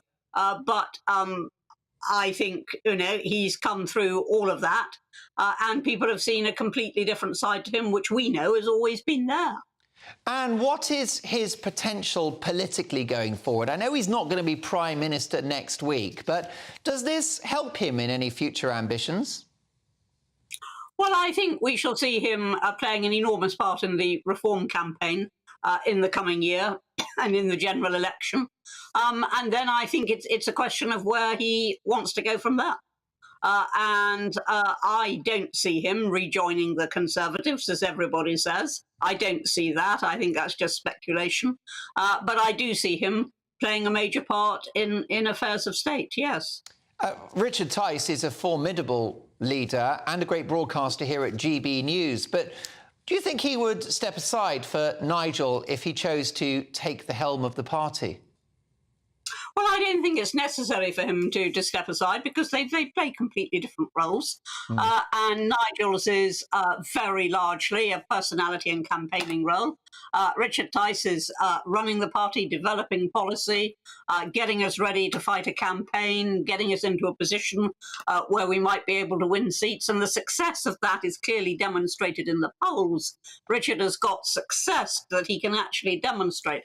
So I think they're playing different roles. And I know that politics is all about personality, but actually in reform, it's about getting the job done. And of course, Anne, you were both as a government minister. Support for this brand new party is upwards of 10%, which is a remarkable achievement. What do you put it down to? I put it down to the fact that we're talking about the things that the British are concerned about. They're concerned about the cost of living, the level of taxation, the level of immigration, the length of the queues for the NHS. Those are the things that Britain are concerned about. Britain is not concerned about going woke. It's not concerned about having an extreme trans agenda. It's not concerned about focusing on microaggressions. It's concerned with pure common sense. And when people say to me, what is the reason that reform is doing so well in the polls, I reply in 2 words: common sense. What does success look like for Reform UK at the next election, Anne? I think the success will be, I think we may well win seats, but the big success will be that we will force our agenda on whatever remains of the Conservative Party. Do you think a merger is possible between the Tories and Reform UK? I think after the next election there is a possibility, and it's only a possibility, and I don't insist it will happen, that the Conservative Party will split. I mean, dash it, it's split at the moment. Yes. But that it will split formally, with the left going to the Lib Dems and the centre and the right coming to Reform. That is perfectly possible. People ask if Reform is the last nail in the Tory coffin. There's no room for any more nails. And all the nails that are there are put there by the Conservatives. They've killed themselves. I mean, it's unbelievable. They came in with a record majority, a huge majority. And now look at them. Just look at them. And in one way, it breaks my heart. But in another way, I just feel so frustrated that I just think the sooner they're out, the better. Now, Anne, briefly on America, the latest polling suggests that Donald Trump would beat Joe Biden in a presidential race in 2024. I've got no doubt, Anne, that as a woman of faith and integrity, you must have reservations about Donald Trump's character. But do you think a Trump White House would be good for Britain? Of course, I've got reservations about Donald Trump. I can't believe the choice that the American people is being asked to make between a senile old fool, to put it bluntly, and Trump, who certainly, got some very questionable aspects about him. But if it's a choice between those two, then Trump is at least pro-British, whereas Biden is certainly not, and Trump is pro-Brexit, which Biden is certainly not. So of the two, Trump would, from my point of view, from the Britain's point of view, would be infinitely preferable. And I look forward to our final encounter of the year next Sunday. It's always a joy to have you on the show. Have an excellent week, and I'll catch you in 7 days. The brilliant Anne Widdecombe, broadcaster, former government minister, will coming up tomorrow's newspaper front pages. And I've spoken to producer Dominique. We have, well, essentially, here's the running order for the show. That's what we're doing with the running order, because Nigel Farage has come third on I'm a Celebrity. Full reaction next. Boris Johnson's dad, Stanley, live in the studio. TV and radio legend Mike Reid, he was in the jungle. He joins us as well. David Van Day, 90s pop star, also with us. And Nigel Farage's unauthorised biographer, the brilliant Michael Crick. All of that, plus so much more. It is the I'm a Celebrity post-mortem. Next. Your weekend starts here with Friday Night Live with me, Mark Dolan, 8 till 9 on GB News. Big stories, big guests and big laughs as we get you ready for a cracking weekend. That's Friday Night Live with Mark Dolan, Fridays 8 till 9 on GB News. Bring your own drinks, the admission's free. Wake up to the headlines with headliners every morning at 5 a.m. We treat you to the day's biggest stories before anyone else, 7 days a week. You can catch up on everything you need to know before you've even had your kippers.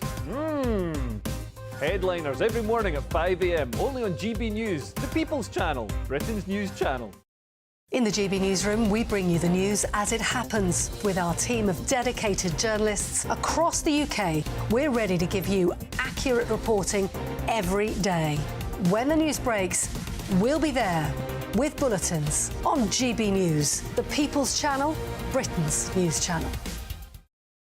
Big news, big debates, big opinion. Patrick Christys Tonight is the week's biggest show. Every weekday, 9 to 11 p.m, we've got the inside track on the day's top stories. There'll be sharp takes you won't get anywhere else. We will set the news agenda, not just follow it, and I want to bring you along for the ride.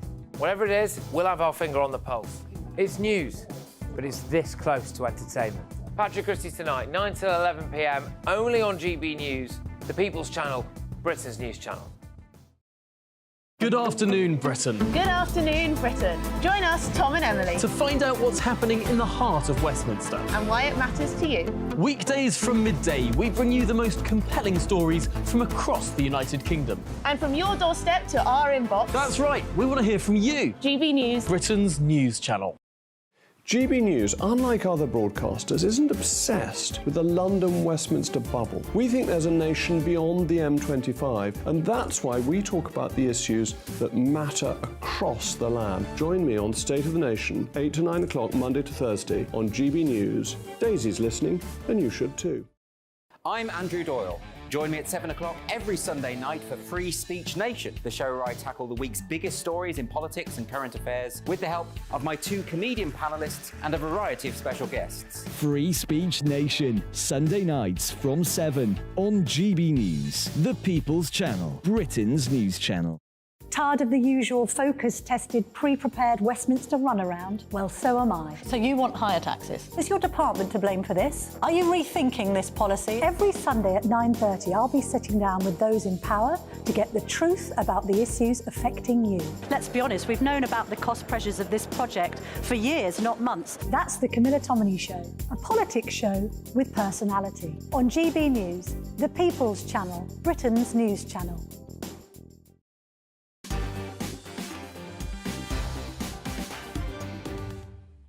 OK, folks, it's out there. Nigel Farage has come third in I'm a Celebrity. Don't know who's won it yet, don't know who's come second, don't care. The bottom line is that the man behind Brexit, The man behind the broadcasting revolution that is GB News has prevailed in the jungle. No one thought he'd get this far. He was very natural, he was himself, he was authentic, and the public loved him. So what are the implications of this rather impressive achievement? Well, full reaction coming up, including 80s pop superstar David Van Day and radio and TV legend Mike Reid, both of whom were on I'm a Celebrity. But with me in the studio is one of the best-known fathers in the country and, frankly, a properly authorised and illustrious man in his own right. Stanley Johnson, political commentator, writer, author, ecological campaigner and former star of the jungle. Well, not actually the star of the jungle. I mean, that was tough that year. But a runner-up, not even a runner-up. But there I was there. I was in the pack. Well, look, it's so great. I know you've been glued to the action tonight. Also with me is my pundit tonight, Nigel Farage's unauthorised biographer, Michael Crick. So let's start with you, Stanley. Coming third, is that something Nigel can be proud of, or should he be disappointed not to have won? No, I don't think so. I've just looked at what the interview he's just had with Anne Deck. Dignified interview. They asked him, why do you really do it? And Nigel, I believe him. He said, sense of adventure. He said he thought he was getting on a bit. 60 years, he said he's old. Well, I might have pointed out to him that I was just about 80 when I did, so he could certainly go on quite a few years. Just about 80? How's that possible? I think I was 79. You look very young for your years. I think I was 79. You wear it well. No, honestly. You've got good genes. I took him at face value on this one. He said lovely things about the countryside, the kookaburras, the cuckoos, the frogs even, because they had a lot of rain. He talked about talking to people he perhaps wouldn't normally have talked to.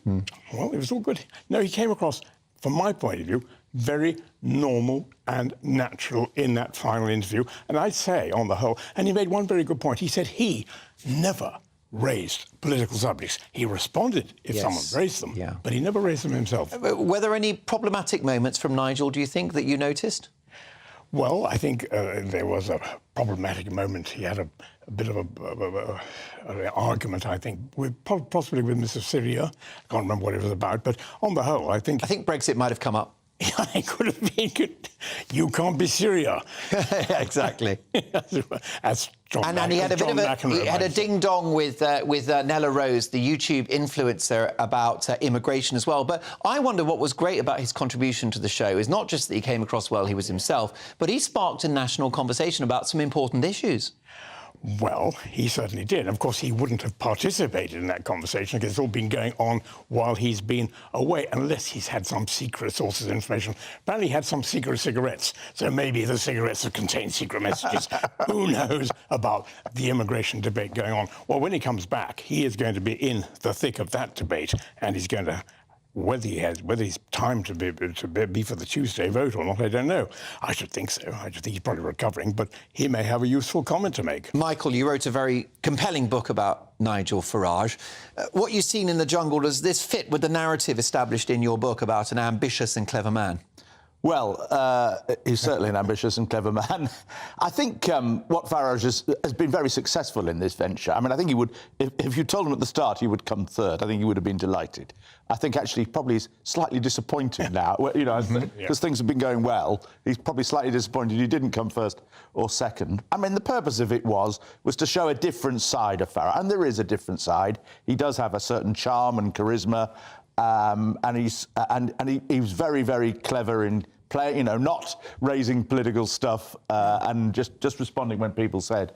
But I mean, it has to be said, there is another side to Farage too, in that you know, he does when he in politics, in his all his parties. My book is called One Party After Another, and in UKIP and the Brexit Party, he did have a habit of falling out with just about anybody who was anybody. You know, all the other leaders of UKIP and the Brexit Party, one after another. He is a very ruthless operator, and you didn't really see, I don't think, any of that. I mean, I haven't been watching the episodes.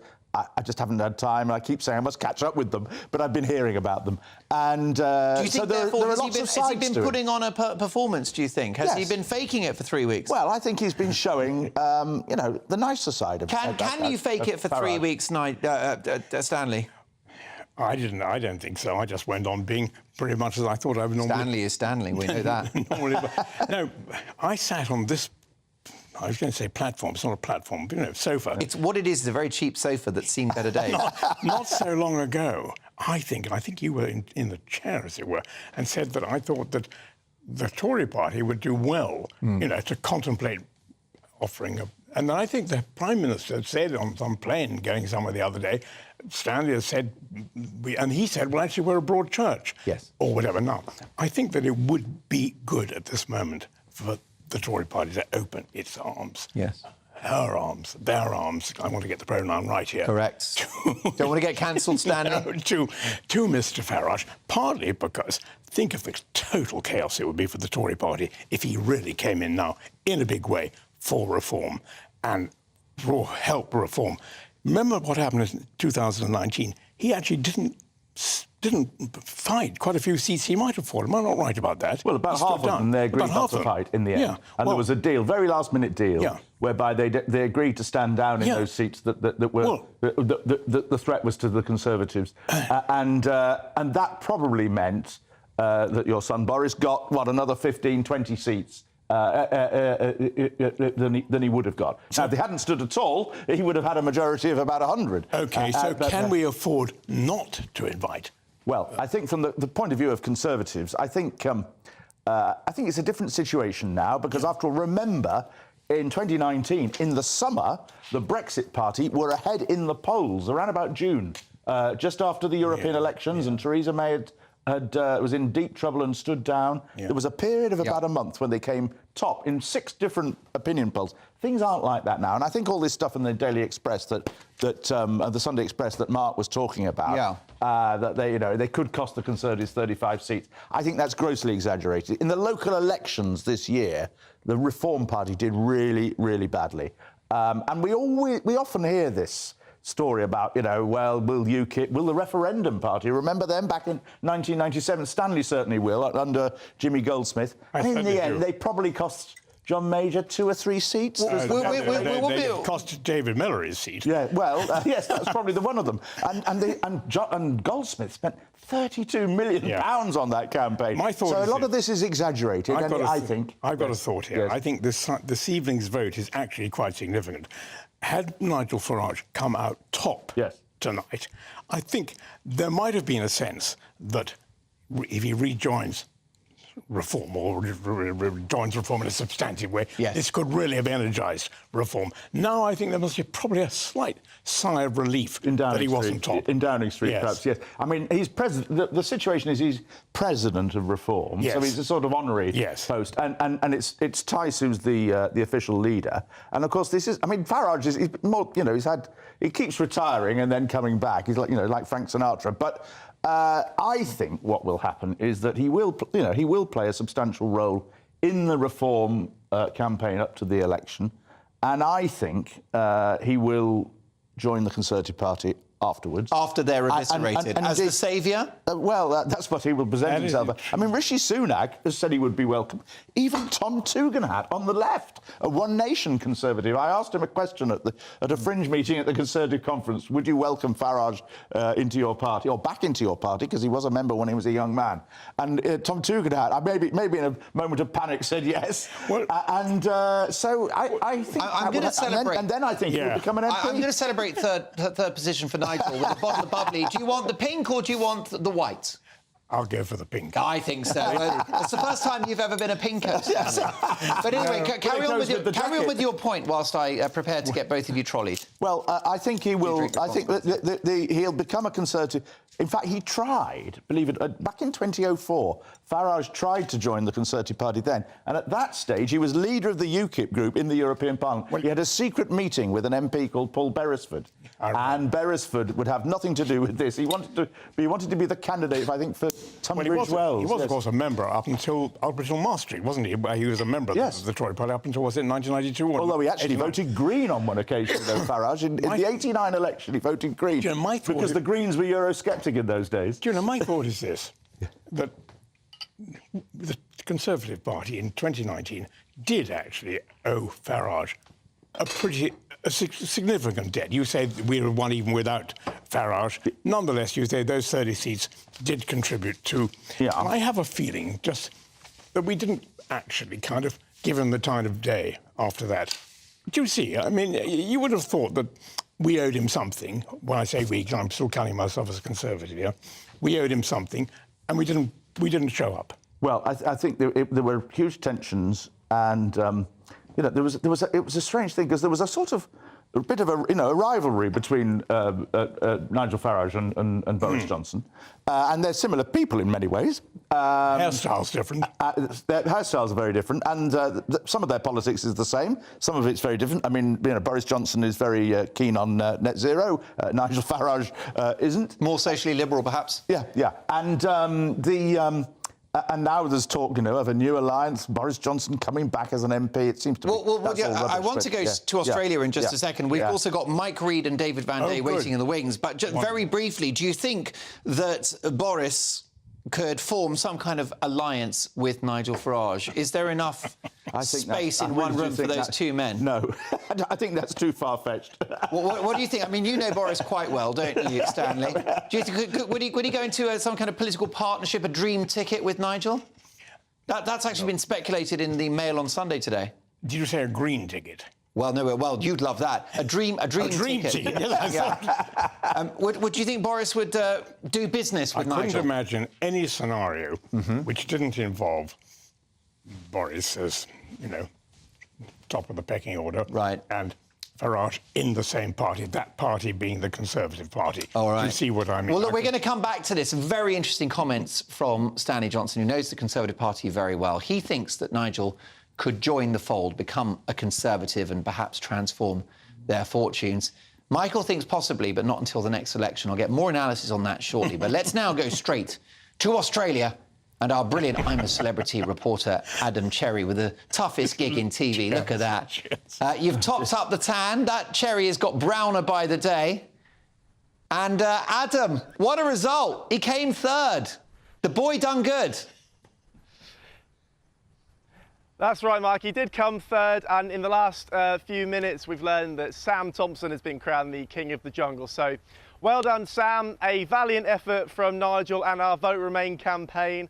It turns out that Vote Remain is always destined to fail, ultimately, it seems. But maybe we'll have a people's vote, and we'll do it all over again. But for now, Nigel third, Tony Bellew second, and Sam Thompson, gold medal. He's King of the Jungle in at first. A really strong showing from Nigel. Came all the way to the end, final day. Got 5 stars in his last challenge as well, laying in a coffin with all sorts of creepy crawlies and snakes and things dumped on him. So a strong effort. He'll be very happy with that, and look very happy as well to have that Australian wine, and again this morning with some champagne as well. So it's not all bad here on the Gold Coast, Mark. Well, listen, get yourself a glass of bubbly as well, because you've done a brilliant job, Adam Cherry. Really enjoyed your reporting from Down Under. Well done to Ben Leo as well, the other brilliant broadcaster here at GB News, who has been covering this story. We'll see you back in the office soon. Let me just tell you, it's raining in London, Adam. Brace yourself. Bring a scarf. Brilliant stuff. Thank you, Adam. And now joining us is Nigel Farage's business partner, John Mappin, owner of Camelot Castle in Cornwall, where they've been hosting viewing parties every night. John, are you celebrating? Well, we are celebrating. I think Nigel has done a remarkable job. And of course, I think the whole country has had the opportunity to really see who he is. And he's a wonderful, wonderful man, very kind and thoughtful. And I think also they've seen that he could well become the leader of this country.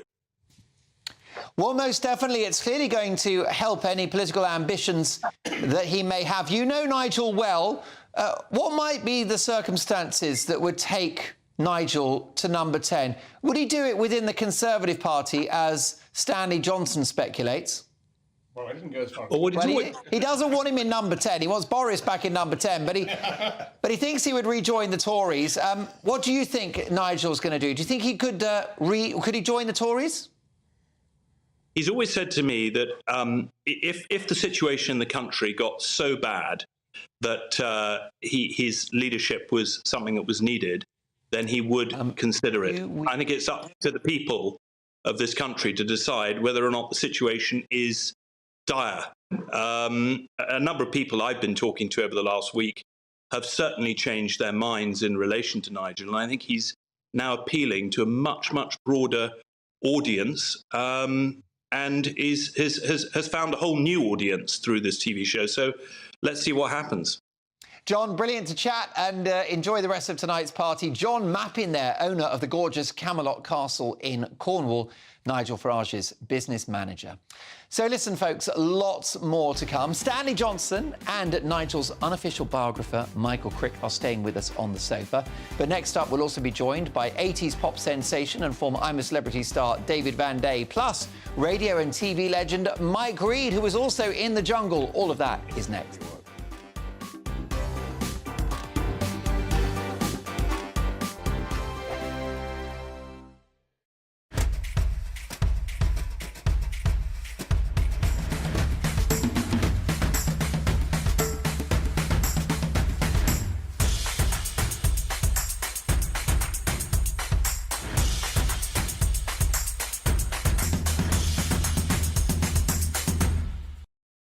I think the most exciting bit for me is talking to people. People who I think are ignored often by the major news channels. We're going to give news they want to hear. There's a voice there that needs to be heard. I think there's a chance here for a diversity of opinion to be expressed, which you don't find elsewhere. It's really exciting. We don't hold back. We're free to say how decisions that are taken here affect us all around the country. Only on GB News, the People's Channel, Britain's news channel. There's only 3 people you can trust in life. Your doctor, your lawyer, and your nana. I'm not sure. So join me, Nana Aquia, at 3 p.m. every Saturday and Sunday, where we discuss the biggest topics of the weekend. Be ready for battle. Could you be quiet? What is this? It's my new teeth. It's your new teeth. I don't bite. Well, not without a good reason. Always honest, always fun. Every weekend at 3 p.m. on GB News, the People's Channel, Britain's news channel. I'm Michelle Dewberry, and I'm not here to tell you what to think. I'd much rather hear what you have to say. So send in your opinions to gbviews@gbnews.com. Keep them clean, and you never know, I might read them out.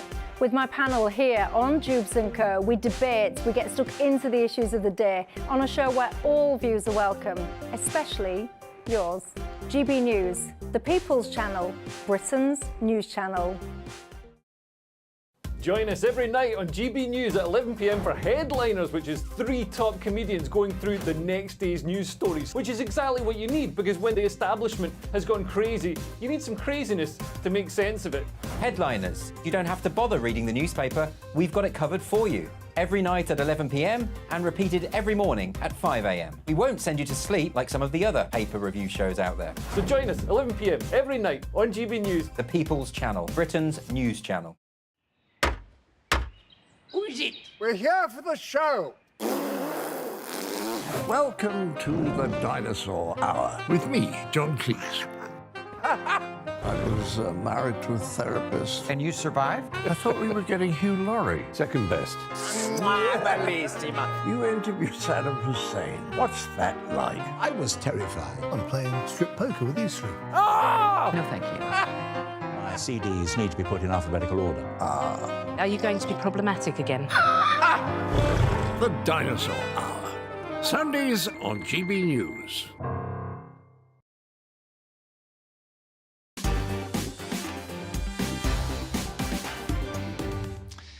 If you're just joining us, I'm a Celebrity has concluded and Nigel Farage has placed 3rd.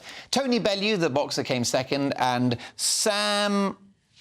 I've written it down here. Sam Thompson, who's a radio and TV star, came 1st. Well done, Sam. And well done, Nigel, who got far further than people expected. Well, let's get more reaction now from former stars of The Jungle. I'm delighted to welcome pop sensation David Van Day and legendary radio and TV broadcaster Mike Reid. Chaps, great to see you. David Van Day, you remember your time in The Jungle. What's your reaction to the news that Nigel has won bronze? It's fantastic news. He cruised through it, really. And the amazing amount of publicity he's brought to ITV and that show is phenomenal. And also for GB News as well. It's amazing. He was worth his weight in gold.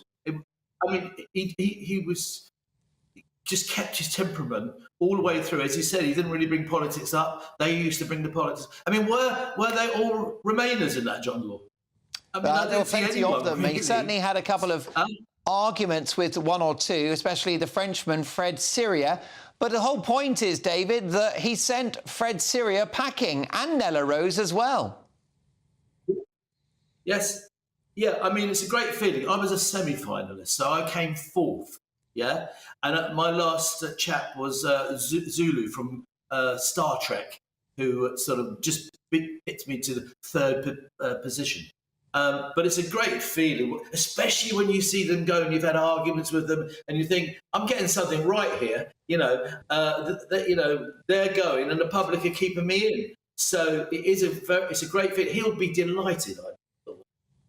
Well, indeed. What happens next, Mike Reid? You did brilliantly in the jungle as well. Will Nigel be nursing a cold beer now? Will he be having a hot bath? What will be happening? I'm sure the cold beer will trump the hot bath, that's for sure.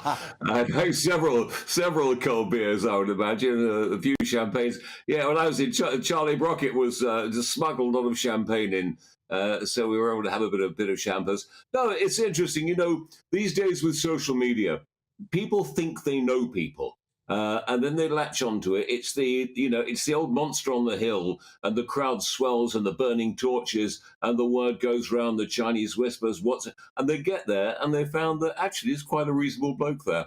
So, yeah, I think Nigel has acquitted himself very well. Interesting, in terms of leadership, you were talking just now. I was having a long chat with Richard Littlejohn last night, and, you know, I said it would be interesting to do a national poll to say, forget divisions, forget parties and all the rest of it, just take it on leadership qualities. Because we all know that a leader, whether it's a cricket team, football team, military, we know a leader. We know who a leader is. You can elect people, yes, but a leader pins the badge on themselves. It will be interesting to do a national poll to see who people wanted as leader of the country, irrespective of party. Who would they pick? Who would you pick, for example, Mark, if you had to pick a leader now? We had to have a leader next week and someone in charge of our country. Who would you pick? I would pick Kemi Badenoch because I think she's authentic. She's a woman of conviction, and I think that she's got some backbone. However, I'm still backing Rishi Sunak, but then I specialise in unpopular opinions. Let's bring in, if I can, Stanley Johnson, who is also a big star on I'm a Celebrity, and Nigel's unofficial, unauthorised biographer, Michael Crick. The fascinating, tantalising idea that Nigel might be welcomed back into the bosom of the Conservative Party. But what I want to ask you first, Michael Crick, is do you think that Nigel's appearance in the jungle this year has been good news for the image of Brexit and those on the political right? I don't think it really makes any difference in terms of that situation. But isn't it harder to sort of demonise Nigel Farage, to demonise Brexit or those on the right, given the fact that Nigel's gone in there and he's been quite charming and he's been very relatable? From what I gather, you know, there wasn't much politics. No, I don't think it makes any difference. I think it's helped his standing. And Nigel Farage can explode with temper. I've been the victim of it myself. He contained himself in that regard. What happened? I think he's done himself good. Did he yell at you? Did he go, "Oh, Crick, you old numpty"? What did he say? Oh, it was pretty unpleasant. I'd made a film saying that basically when he was at school, he was accused of being a neo-Nazi by the teachers. And he didn't like this at all. He was a Dulwich. Well, I'm sure I've got most certain that was not the case. You were going to chime in there, Stanley. What do you think? I'm rather more Machiavellian on this one. I don't think Nigel doing very well in the jungle was anything to do with Brexit. In fact, I go so far as to say, for me, getting Nigel back in a place where he can be kept really busy and be really useful and utilised by the Conservative Party, getting him back into Parliament before the next election, I see this as actually a way of challenging this amazing energy he has into something like, let's have a proper relationship with Europe. Take the boat people, for heaven's sake. That can't be solved unless you have a pan-European deal on the boat people. I'd like to see Nigel actually say, it's not I'm eating my words, but I'm now going to, in a statesmanlike way, say, yes, we are part of Europe. I've done 19 years in the European Parliament. I really know about it. And this is going to be my new plan. Back in the government, give him a job, Minister for Europe. So, Stanley, what you're suggesting, perhaps, is a safe seat or a place in the Lords for Nigel Farage in the weeks ahead. You think that Rishi Sunak should be the first on the phone to Nigel Farage and bring him into the party. Is that right? I 100% do think that ought to be, as I say, my little mental reserve is I want to see this man used in a sensible way. I think Mike Reid, by the way, hi, Michael, very lovely to see you on the screen. Mike said, think of it just in terms of leadership qualities. I think you've still got to say, where is that leadership taking you? So for me, I'd have the proviso that Nigel Farage is going to be utilised and constrained and not going to carry the show. Michael, a couple of seconds if you can. Is there any chance that Rishi Sunak will pick up the phone to Nigel Farage in the hours ahead? I don't think so at all. It would be an incredible gamble. It would probably lose the party, the Conservative Party votes, not gain them. And the idea of Nigel Farage negotiating with the Europeans to sort out the boats crisis is that a fantasy, I'm afraid. Well, I don't know. Sandy's talking about his passion. Mike Reid, a quick word. David mentioned it, that it's quite good news for GB News, isn't it? Because, frankly, he's our biggest star and many more people will check us out now. Yeah, that's true. But going back to that point, though, I agree with Stanley, in fact, that you've got to use someone who's got that passion, that commitment, that drive. It's a waste not using it as long as he works as a team player. As we know, Nigel sometimes might not work as a team player because he's Nigel. But if he can work as part of the team, he'd be phenomenally useful. OK. Mike, sorry to interrupt you. David Van Day, you get the last word. Do you think this paves the way one day for Prime Minister Nigel Farage? Well, you know what? In September at the party conference, he was welcomed like a hero when he walked into the room at the Conservative conference, I was told. So, yeah, I think, who knows? Stranger things have happened, haven't they?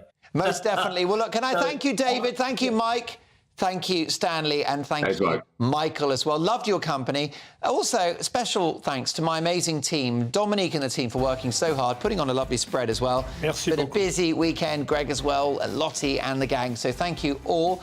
And let me tell you, I'm back on Friday at 8. See you then. Have a good week. That warm feeling inside from Boxed Boilers, sponsors of weather on GB News. Hello, welcome to your latest GB News weather. I'm Ellie Glazier. Unsettled weather continues as low pressure remains very much in charge of our weather over the next couple of days. Storm Fergus, situated out to the west, slowly moves its way towards us through Sunday evening and into the start of Monday, bringing with it some very heavy rainfall, particularly to northern parts of England, where the ground is already very saturated, so we could see some localised flooding through the early hours of Monday morning. Some strong winds too, particularly across Western Wales and through the Bristol Channel, where we could see gusts up to 60 miles an hour. Temperatures in the south generally around 7 or 8 degrees, but a much colder night across the northern parts of Scotland, where we could see some icy conditions, particularly across the southwest of Scotland through Monday morning. A cloudy start across the northern half of the UK on Monday, some showers continuing along those eastern coasts of Scotland. But generally, Monday will be a much more settled day for most of us. Plenty of sunshine as we head through the afternoon.